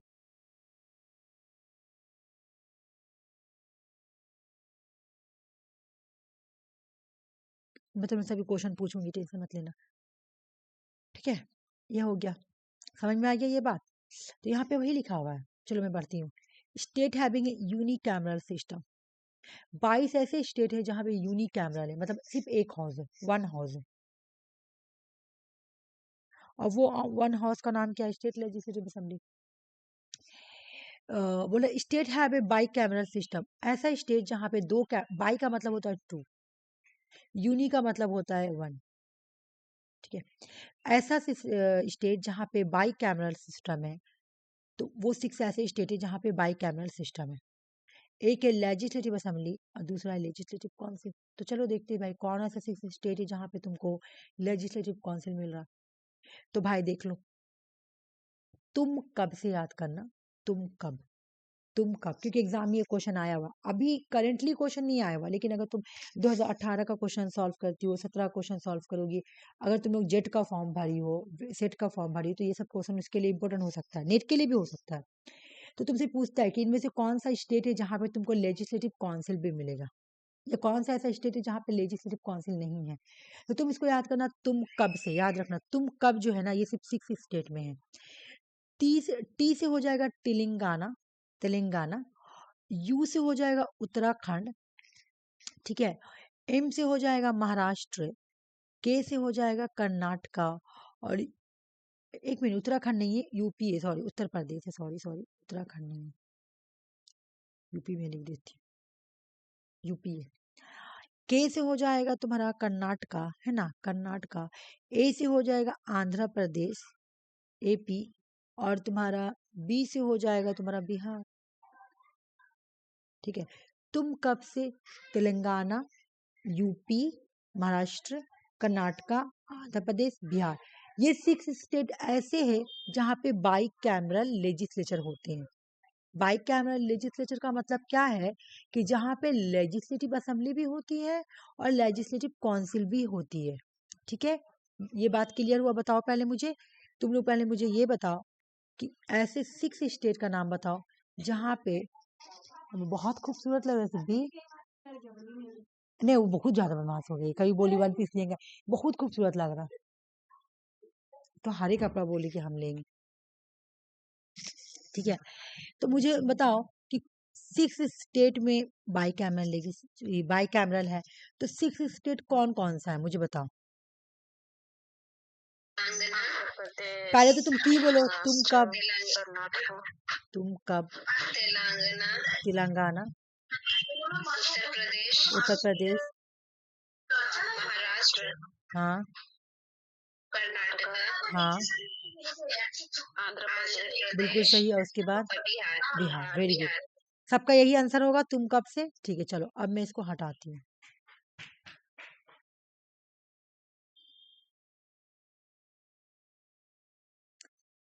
अब ये वाला पोर्शन में आते हैं। ठीक है, बोल रहा कि जम्मू एंड कश्मीर में, जम्मू एंड कश्मीर में भी पहले क्या था, लेजिस्लेटिव काउंसिल था। ठीक है, लेकिन इसको एबलिश कर दिया गया, खत्म कर दिया गया। कौन सा एक्ट के अकॉर्डिंग खत्म किया गया है? Jammu and Kashmir reorganisation act 2019 के अकॉर्डिंग खत्म कर दिया गया। ठीक है, Jammu and Kashmir legislative council was abolished by the Jammu and Kashmir reorganisation act 2019। Jammu and Kashmir में जो लेजिस्लेटिव काउंसिल थी, इस कौन से एक्ट के अकॉर्डिंग खत्म किया गया है? Jammu and Kashmir reorganisation act 2019 के अकॉर्डिंग लेजिस्लेटिव काउंसिल को खत्म कर दिया गया है। याद कर लेना तुम लोग। आ जाओ, अब हम लोग ये पढ़ेंगे कि भाई हिंदी में भी हम लोग कंफ्यूजिंग हो जाता है, बहुत होता था पहले, अब मुझे नहीं होता, होता था पहले, इसलिए मैं बता दे रही हूँ। लेजिस्लेटिव असेंबली को हम लोग क्या बोलते हैं, क्योंकि एग्जाम में एक क्वेश्चन आता है, इसी की वजह से क्वेश्चन भी गलत हो जाएगा। विधानसभा वाला लिखा हुआ है, समझ में नहीं आएगा विधानसभा किसको बोला, तुम कैसे करोगे आंसर। ठीक है, तो भाई जो लेजिस्लेटिव असेंबली है ना, उसी को विधानसभा बोला जाता है। अब विधानसभा को लोअर हाउस बोलते हैं, जैसे लोकसभा को लोअर हाउस बोलते हैं। और ये first chamber of the popular house, मतलब ये पहला चेंबर है। ठीक है, विधानसभा कौन है? तो लेजिस्लेटिव असेंबली। ठीक है ना, विधान परिषद कौन है? तो लेजिस्लेटिव काउंसिल। ठीक है, और इसको अपर हाउस बोलते हैं, और ये सेकंड चैम्बर है। ठीक है, ये सेकंड चैम्बर है। ठीक है, विधानसभा कौन, देखो सभा, सभा मतलब बड़ा, लोकसभा तो याद रखना कि विधानसभा भी बड़ा है, लोकसभा के जैसा बड़ा है, तो ये सभा ये लेजिस्लेटिव वाला है। परिषद है ना, परिषद छोटा है, तो परिषद हो गया काउंसिल, काउंसिल छोटा है, सिर्फ 6 स्टेट में है। ठीक है, तो समझ में आ गया, चलो हटा देते हैं। अब ये याद करेंगे, और ये भी इसको यहाँ पर भी तुमको याद करना है, ये नेट में इतना बार क्वेश्चन आया ना, ये वाला आर्टिकल, इवन कल ही ये क्वेश्चन सॉल्व किए, ये वाला कल, आज सॉल्व किए, सुषमा थी, सिर्फ लक्ष्मी थी क्लास में मॉर्निंग में, और ये वाले क्लास सॉल्व किए, क्वेश्चन सॉल्व किए, आज सॉल्व किए थे ना लक्ष्मी, ये वाला क्वेश्चन आर्टिकल 169 वाला, आज की कल सॉल्व किए थे, मुझे याद आ रहा। हाँ, चलो ये बताती हूँ कि क्या बात बोल रही है, कि ये पावर दिया गया है स्टेट लेजिस्लेचर को,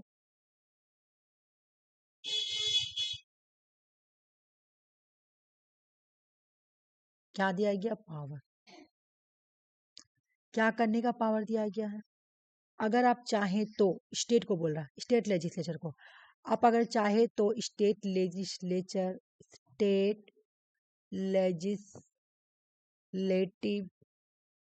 काउंसिल, काउंसिल को आप क्या कर सकते हैं, क्रिएट कर सकते हैं।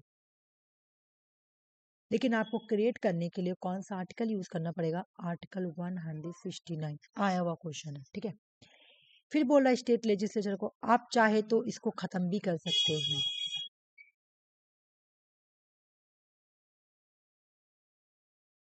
लेकिन खत्म करने के लिए आपको कौन सा आर्टिकल चाहिए? यही वाला आर्टिकल चाहिए।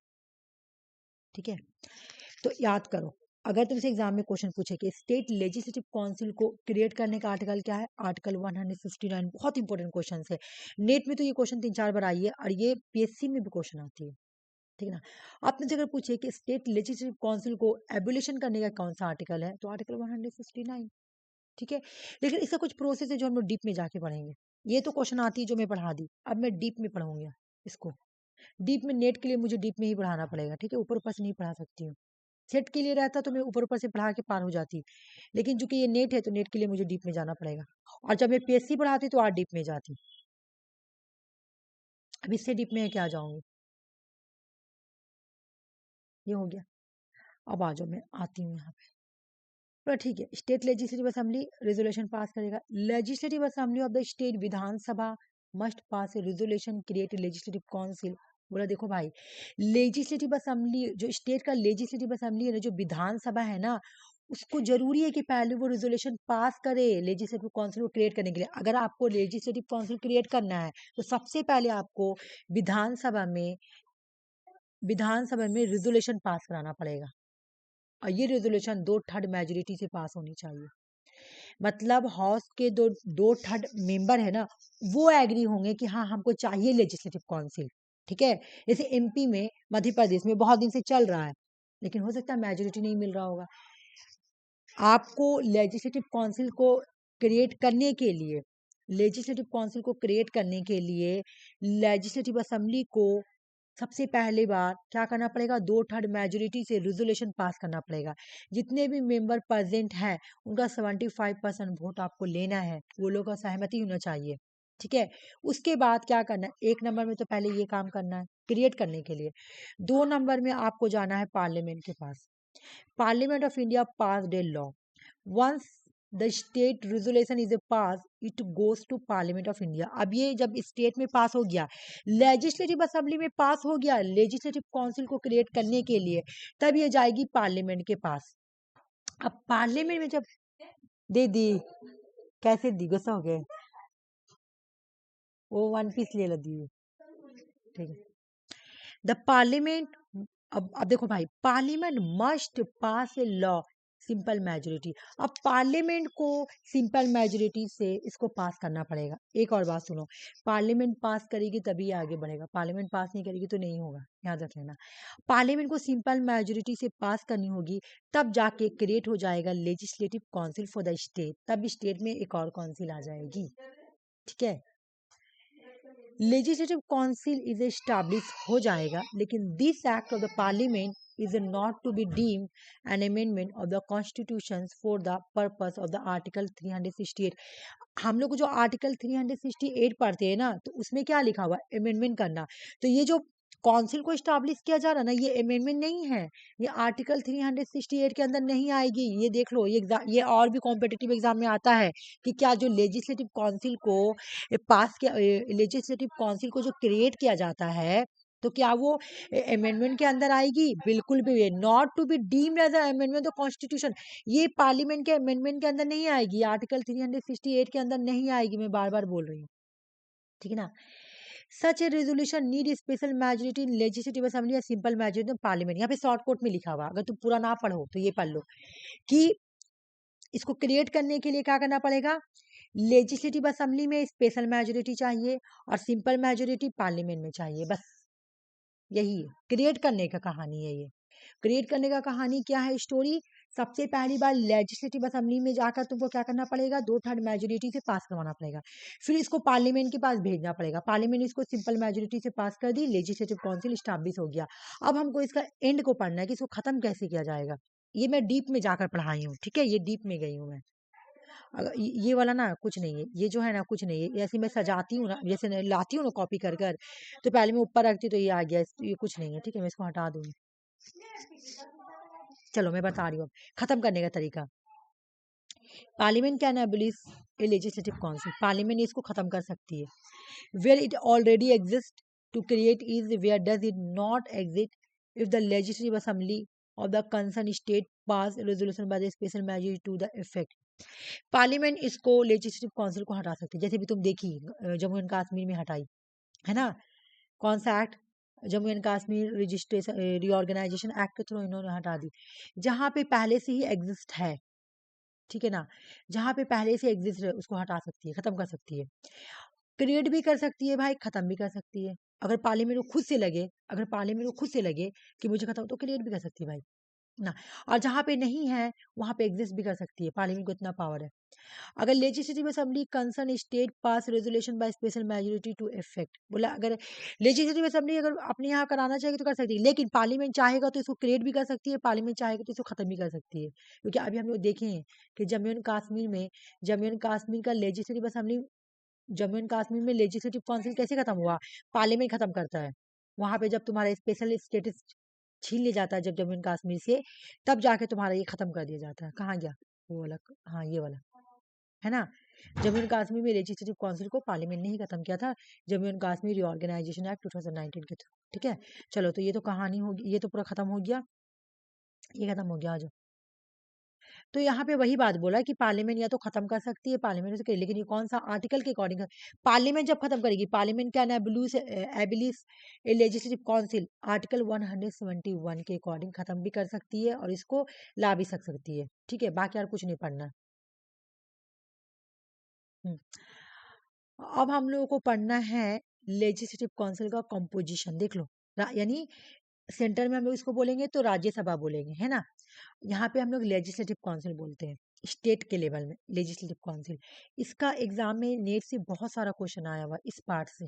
ठीक है, इस पार्ट से एग्जाम में बहुत सारा क्वेश्चन आया हुआ है, नेट में भी आता है और पीएससी वगैरह में भी आता है। ठीक है, पहले लेजिस्लेटिव पढ़ते हैं फिर स्टेट लेजिस्लेटिव पढ़ेंगे। आ जाओ, हम लोग पहले क्या पढ़े, यहाँ पे पता है लेंदी हो गया, मैं तुम लोगों को डीपली समझाई हूँ। बाकी यहाँ पे कुछ नहीं है। पता तीन चीज तुम लोगों को याद करना है। तीन चीज क्या याद करना है कि अगर मुझे लेजिस्लेटिव काउंसिल को क्रिएट करना है, ठीक है, क्रिएट करना है या हमको खत्म करना है, एबुलेशन करना है, तो मुझे कौन सा आर्टिकल यूज करना पड़ेगा लेजिस्लेटिव लेजिस्लेटिव असेंबली को, तो आर्टिकल 169। पास करने के लिए लेजिस्लेटिव असेंबली को क्या करना पड़ेगा, 2/3 मेजोरिटी पास करना पड़ेगा, और पार्लियामेंट से सिंपल मेजोरिटी से पास करके क्रिएट हो जाएगा। बस पार्लियामेंट चाहेगा तो खत्म भी कर सकते हैं, बस यही यार, कुछ नहीं है। मैं डीप में समझा इसलिए तुम लोगों को थोड़ा बड़ा लग रहा है। ठीक है, अब आ जाओ। अब कॉम्पोजिशन पढ़ेंगे जो कि एग्जाम के लिए इंपॉर्टेंट है। बोला कि कितना मेंबर हो सकता है, कम से कम 40 मेंबर, ये मिनिमम, कम से कम कितना मेंबर हो सकता है मिनिमम। लेजिस्लेटिव काउंसिल में मेंबर कितना हो सकता है, मिनिमम 40, मैक्सिमम कितना हो सकता है 1/3। लेजिस्लेटिव असेंबली का 1/3, लेजिस्लेटिव असेंबली का 1/3, लेजिस्लेटिव असेंबली में जितना मेंबर है ना उसका 1/3 मेंबर जो है ना लेजिस्लेटिव काउंसिल में हो सकता है। मैं एक भी बता देती हूँ फिर से। लेजिस्लेटिव असेंबली, लेजिस्लेटिव काउंसिल में मेंबर कितना हो सकता है, मेंबर कितना हो सकता है, चलो आ जाओ, कितना हो सकता है। तो बोल रहा भाई मैक्सिमम, मिनिमम सॉरी, मिनिमम 40, इससे ज्यादा नहीं। तो मैक्सिमम कितना होगा,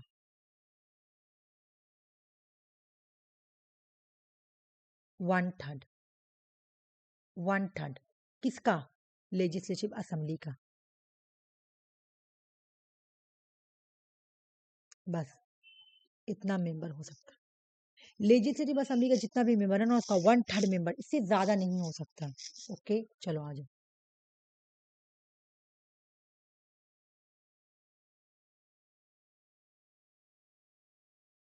बाकी मैं यहाँ पे आती हूँ, उसको छोड़ दो।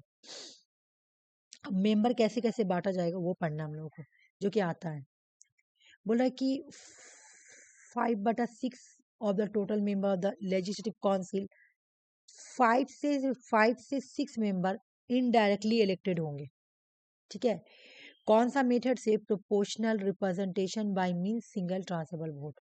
ये एग्जाम में आता है, इवन मैं दिखाई भी थी तुम लोगों को क्वेश्चन के, ये एमपी में आता है ये क्वेश्चन बहुत, एमपी पीएससी में, यूपी पीएससी में अगर तुम क्वेश्चन देखोगे तो ये सब मिलेगा। ठीक है, ये तो नहीं आता लेकिन इन सबों से आता है। ठीक है ना, तो बोला है कि 5/6 जो मेंबर होगा टोटल, वो लेजिस्लेटिव काउंसिल का मेंबर टोटल होगा, जो कि इनडायरेक्टली इलेक्टेड होगा। ठीक है, 5/6 वाला पढ़ लिए, 5/6। ठीक है, फिर बोला 1/6 होगा, तो 1/6 मेंबर कहाँ से होंगे, member of the local bodies like municipalities या डिस्ट्रिक्ट बोर्ड्स, इन सब के मेंबर जो होंगे ना 1/3 मेंबर होंगे। यहाँ से मेंबर लेंगे। बोला fifth by 6 member legislative council का जो होगा वो इनडायरेक्टली इलेक्ट होकर आएगा। कौन सा मेथड से? PRSTV वाला सिस्टम से आएगा। 1/3 मेंबर जो आएगा वो लोकल बॉडीज से आएंगे। लोकल बॉडीज मतलब म्यूनिसिपैलिटीज वगैरह से, ठीक है। 1/3 मेंबर जो होंगे ना वो लेजिस्लेटिव असेंबली के मेंबर से होंगे। मतलब लेजिस्लेटिव असेंबली के मेंबर उसको चूज करेंगे ना, member by member of the legislative assembly. Legislative assembly उसको बोलेंगे कि इस मेंबर को लो 1/3। तो ये हो गया तुम्हारा इलेक्टेड मेंबर, ये हो गया तुम्हारा लोकल बॉडीज से मेंबर, और ये हो गया तुम्हारा लेजिस्लेटिव असेंबली के मेंबर। लेजिस्लेटिव असेंबली बोलेंगे इन पर्सन को लो, ठीक है। 1/12 मेंबर जो होंगे ना, देख लो, जो ग्रेजुएट होंगे, 3 साल के ग्रेजुएट पर्सन, 3 इयर्स के ग्रेजुएट पर्सन जो इस स्टेट में रह रहे हैं, पढ़े लिखे यानी BA वाले बच्चे, BA वाले बच्चे, ठीक है। और 1/12 सॉरी 1/12 फिर आ गया, जो टीचर होंगे, teacher of the 3 years standing in the state not a lower standard. School वगैरह के नहीं, हाई, जैसे कॉलेज वगैरह के टीचर्स हो गए या फिर स्कूल के टीचर हो गए, हाई सेकेंडरी के टीचर हो गए, वो जो टीचर हो गए ना उनको। यहाँ पे स्टूडेंट है और यहाँ पे टीचर हो गया। और ये क्वेश्चन एग्जाम में, ये तो तुम्हारा नेट का भी क्वेश्चन है, ये NTA का भी क्वेश्चन है, ठीक है। बोल रहा, जैसे हम लोग पढ़े थे कि हम लोग क्या पढ़े थे कि राज्यसभा में, ये तो स्टेट लेवल में राज्यसभा है ना। लेजिस्लेटिव असेंबली क्या होती है? लेजिस्लेटिव असेंबली, लेजिस्लेटिव जो काउंसिल है ये राज्यसभा है सेंटर में, अगर तुम देखोगी तो, है ना। तो हम लोग राज्यसभा के बारे में क्या पढ़े थे कि राज्यसभा में 12 मेंबर को प्रेसिडेंट जो है नॉमिनेट करता है। तो अभी स्टेट में भी तो गवर्नर नॉमिनेट करेगा। तो स्टेट में गवर्नर जो है, गवर्नर स्टेट में नॉमिनेट करेगा, लेकिन ये 12 मेंबर को नॉमिनेट नहीं करता, ये 1/6 मेंबर को नॉमिनेट करेगा। ऐसे पर्सन को जो लिटरेचर से बिलोंग करता हो, जो आर्ट से बिलोंग करता हो, जो सोशल सर्विस से बिलोंग करता हो, या जो साइंस वगैरह के फील्ड से बिलोंग करता हो, ठीक है ना। तो इस तरह पूरा मेंबर को बांटा गया है, ठीक है। एक बार हम लोग पढ़ेंगे क्योंकि ये बहुत इंपॉर्टेंट है और यहाँ से क्वेश्चन आता है। रुक जाओ 1 मिनट।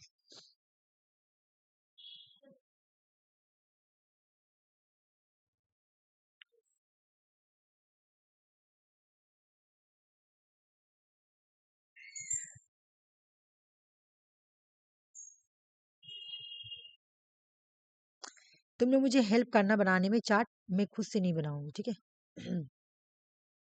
वेट, रुक जाओ।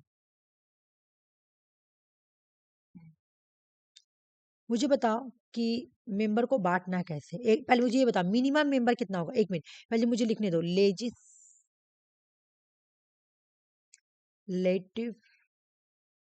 काउंसिल, ठीक है। लेजिस्लेटिव काउंसिल में मैक्सिमम मेंबर, मैक्सिमम आ गया, चलो मैक्सिमम में लिख, मैक्सिमम मेंबर कितने होंगे? 1/3 किसका भाई? 1/3 किसका? नहीं, स्टेट लेजिस्लेचर तो अलग, स्टेट लेजिस्लेचर तो स्टेट लेजिस्लेचर का तो दो, स्टेट लेजिस्लेचर, हाँ स्टेट लेजिस्लेचर में दोनों आ जाएंगे, काउंसिल और ये लेजिस्लेटिव असेंबली, ठीक है। आरसी लेजिस्लेटिव असेंबली, असेंबली, ठीक है, हो गया। मिनिमम कितना हो सकते हैं? 40 हो गया। अब इनको हमको बांटना है, तो बांटने के लिए हम क्या करेंगे? बोलो पहला, इलेक्टेड मेंबर कितने होंगे? इलेक्टेड मेंबर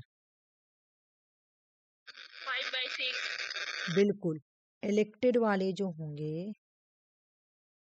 ठीक है, वो होंगे 5/6। तुम लोग भी बोलो, ठीक है। और बोलो आरसी, लोकल बॉडी 1/3। तुम लोगों को समझ में नहीं आया? सुषमा, अंजलि और लक्ष्मी लोकल बॉडी से 1/3 मेंबर होंगे। और बोलो, लेजिस्लेटिव असेंबली से 1/3। हाँ, मेंबर ऑफ लेजिस्लेटिव असेंबली,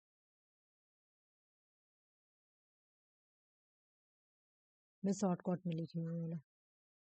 कितना होंगे तुम्हारा 1/3। 3 और तुम्हारा ग्रेजुएट पर्सन ग्रेजुएशन हाँ बोलो। BA student 1/12 हाँ 1/12। graduate 1/12 और टीचर 1/12 1/12 और गवर्नर 1/6 1/6 1/6। याद हो गया? ठीक है, कोई कंफ्यूजिंग है तुम लोगों को? कुछ नहीं ना, मैं आगे बढ़ती हूँ। बोल रहा है कि ये जो बॉडी है ना परमानेंट बॉडी, ठीक है। 1/3 मेंबर हर 2 साल में रिटायर होते हैं। 1/3 मेंबर हर 2 साल में रिटायर होते हैं। एलिजिबल फॉर री इलेक्शन एंड री बिल्कुल इसके जो मेंबर है वो री इलेक्शन हो सकते हैं, री नॉमिनेटेड भी हो सकते हैं गवर्नर के थ्रू। री इलेक्शन जो होंगे वो इलेक्शंस के थ्रू होंगे, जो नॉमिनेटेड होंगे वो गवर्नर के थ्रू होंगे, ठीक है। खत्म हो गया लेजिस्लेटिव काउंसिल। अब हम लोग पढ़ेंगे लेजिस्लेटिव असेंबली का कॉम्पोजिशन। ये जो था ये लेजिस्लेटिव काउंसिल का था, ठीक है, देख लो अच्छे से। मैं इसको ऐसे कर देती हूँ, ठीक है। ये लेजिस्लेटिव काउंसिल का हमने पढ़ा। और अब हम लोग पढ़ेंगे स्टेट लेजिस्लेटिव असेंबली, यानी सेंटर पे लोकसभा और स्टेट में लेजिस्लेटिव असेंबली, ठीक है। आ जाओ। इनका मैक्सिमम स्ट्रेंथ कितना हो सकता है? मैक्सिमम स्ट्रेंथ कितना हो सकता है? हाँ, मैक्सिमम 1500 और मिनिमम 60, ठीक है। अगली बार जब मैं ये वाला नोट लाई थी ना तो ऊपर नीचे हो गया था, मैक्सिमम वाला उधर चल गया था, मिनिमम वाला नीचे आ गया था। मैक्सिमम स्टेट लेजिस्लेटिव असेंबली में मैक्सिमम मेंबर कितने हो सकते हैं? तुम्हारा 500 और मिनिमम कितने हो सकते हैं? 60, ठीक है। लेकिन फिर क्या बोला गया, इन्होंने इसमें कुछ कुछ बात बोल दिया गया, आ जाओ देखते हैं। इसमें बोला गया कि अरुणाचल प्रदेश, सिक्किम, गोवा, यहाँ पे सिर्फ 30 मेंबर ही हो सकते हैं, यहाँ से लेंगे, ठीक है। मिजोरम से 40 लेंगे और नागालैंड से 46 लेंगे। ये ऐसे क्यों चल रहा भाई? क्यों नहीं अच्छे से चल रहा? रुको तो, ठीक है। इनका इलेक्शन का मैनर क्या है, ये ज्यादा याद करना उतना ये नहीं है, जैसे कि लेजिस्लेटिव काउंसिल में था उतना ये नहीं है, ठीक है ना। मतलब इसका इलेक्शन का मैनर क्या है? तो इसका जो इलेक्शन होगा डायरेक्टली इलेक्टेड होगा लोगों के थ्रू। हम लोग लोकसभा में भी क्या पढ़े थे कि लोकसभा में भी जो इलेक्शन हो रहा था तो डायरेक्ट ही हो रहा था, है ना। और ये भी लोकसभा का ही है, स्टेट लेवल में लोकसभा है ना। स्टेट लेजिस्लेटिव असेंबली का पावर वही है स्टेट लेवल में जो सेंटर में लोकसभा का है। तो इलेक्शन भी वैसे ही होगा, लोकसभा का भी डायरेक्ट इलेक्शन था, इसका भी डायरेक्ट, लोग डायरेक्टली चूज करेगी। यूनिवर्सल आर्डर फ्रांची के बेस पे वोट होगा, ठीक है। Some member of the legislative assembly, कुछ मेंबर जो है जैसे सिक्किम, नागालैंड, यहाँ पे इनडायरेक्ट इलेक्शन होगा। यहाँ पे सिक्किम, नागालैंड में ज्यादा पॉपुलेशन नहीं है तो इसलिए यहाँ पे लोग अपना रिप्रेजेंटेटिव को चूज करते हैं और वो उसके को चूज करते हैं, इस तरह से होता है, ठीक है। बोले कि भाई जो एंग्लो इंडिया कम्युनिटी वाला था ना आर्टिकल 334 के अकॉर्डिंग उसको खत्म कर दिया गया। अभी बताइए इसका ड्यूरेशन क्या है? 5 ईयर, और ये कोई टाइम भी डिसॉल्व हो सकती है, लोकसभा के जैसा है ना। गवर्नर इसको डिसॉल्व कर सकती है any time. Governor can dissolve at any, no confident motion लगा खत्म, ठीक है। नो कॉन्फिडेंट मोशन लगेगा तुम्हारा तो ये डिसॉल्व हो जाएगा लेजिस्लेटिव असेंबली, जबकि लेजिस्लेटिव काउंसिल डिसॉल्व नहीं होता होता है, ठीक है। चलो आ जाओ यहाँ पे एक बार हम लोग देखते हैं कि क्या तुम्हारा दोनों में डिफरेंट है। लेजिस्लेटिव असेंबली का AR5 और इस ये है एक परमानेंट बॉडी, है ना। यहाँ पे मेंबर कैसे हटती है? 1/3 मेंबर हर 2 साल में रिटायर होती है। यहाँ पे गवर्नर डिसॉल्व कर सकती है कोई टाइम भी। ड्यूरिंग द इमरजेंसी, ये क्वेश्चन नेट में आया था, इसको पढ़ो बड़े अच्छे से। During an emergency this term can be extend by 1 year at the but not beyond the period of 6 month after the emergency revolve. आ जाओ इसका टर्म क्या होता है? 5 ईयर, ठीक है। लेकिन अगर इमरजेंसी लगता है तो 6 मंथ के 1 मंथ के लिए बढ़ा दिया जाता है, ठीक है। इसका टर्म क्या है तुम्हारा? 1 ईयर, लेकिन अगर इमरजेंसी लगा तो एक्सटेंड कर दिया जाता है 1 ईयर, ठीक है।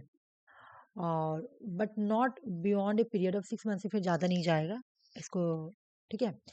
तो 5 से 6 हो जाएगा। अब एग्जाम में क्वेश्चन पूछाता है कि लेजिस्लेटिव असेंबली का क्या टर्म जो है इमरजेंसी लगता है तो 1 साल बढ़ा दिया जाता है, तो बिल्कुल बढ़ा दिया जाता है।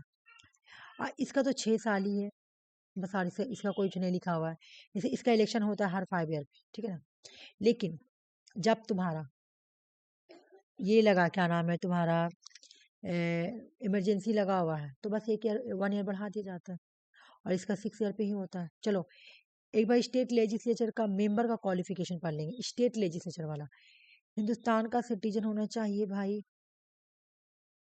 1 मिनट, हाँ, 25 ईयर एज होना चाहिए लेजिस्लेटिव असेंबली के लिए, और लेजिस्लेटिव काउंसिल के लिए 30 ईयर एज होना चाहिए, ठीक है ना।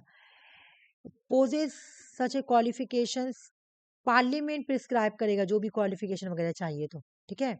बाकी और कुछ नहीं, आ जाओ। एडिशनल में एक बार मैं पढ़ती हूँ यहाँ पे क्या लिखा हुआ है। एक person can be elected legislative council must be electoral from the assembly constituency in the concern state to be qualified the governor nominated he must be resident on concern state. अच्छा, इसमें लिखा क्या क्या, ये जो तुम्हारा है ना, इसमें 1951 के अकॉर्डिंग रेजोल्यूशन लिखा हुआ है, इसको हटा दो। क्राइटेरिया, हाँ क्राइटेरिया देख लो, किस क्राइटेरिया पे तुम डिस्क्वालीफाई कर दिए जाएंगे स्टेट लेजिस्लेचर मेंबर के लिए।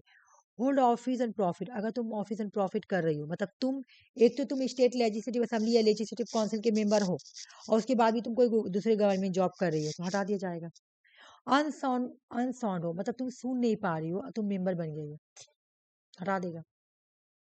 अनडिस्चार्ज इंसॉल्वेंट, तुम किसी तरह से अनडिस्चार्ज वाला कोई काम कर रही हो, वो भी वो भी तुम्हारा, तुम नहीं बन सक, उसे भी हटा दिया जाएगा।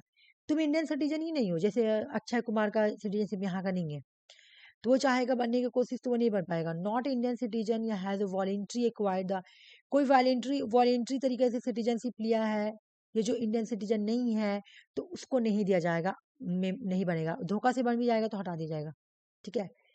डिस्क्वालीफाई अंडर एनी लॉ, अगर पार्लियामेंट कोई मेंबर है बना हुआ है, ठीक है, पार्लियामेंट अगर कोई लॉ लाया उस लॉ के अकॉर्डिंग उसको डिस्क्वालीफाई करना चाहेगा तो कर सकते हैं। बाकी वही वही सब बात लिखा। अब यहाँ पे आ जाओ, स्टेट लेजिस्लेटिव काउंसिल हो या लेजिस्लेटिव असेंबली हो, इसके जो मेंबर होंगे, इसके मेंबर को ऑथ एंड अफर्मेशन कौन दिलाता है, तो गवर्नर दिलाते हैं, और सेंटर में प्रेसिडेंट दिलाता है। तुम्हारा ये पीडीएफ कंप्लीट हो गया, मैं दूसरा पीडीएफ स्टार्ट करती हूँ।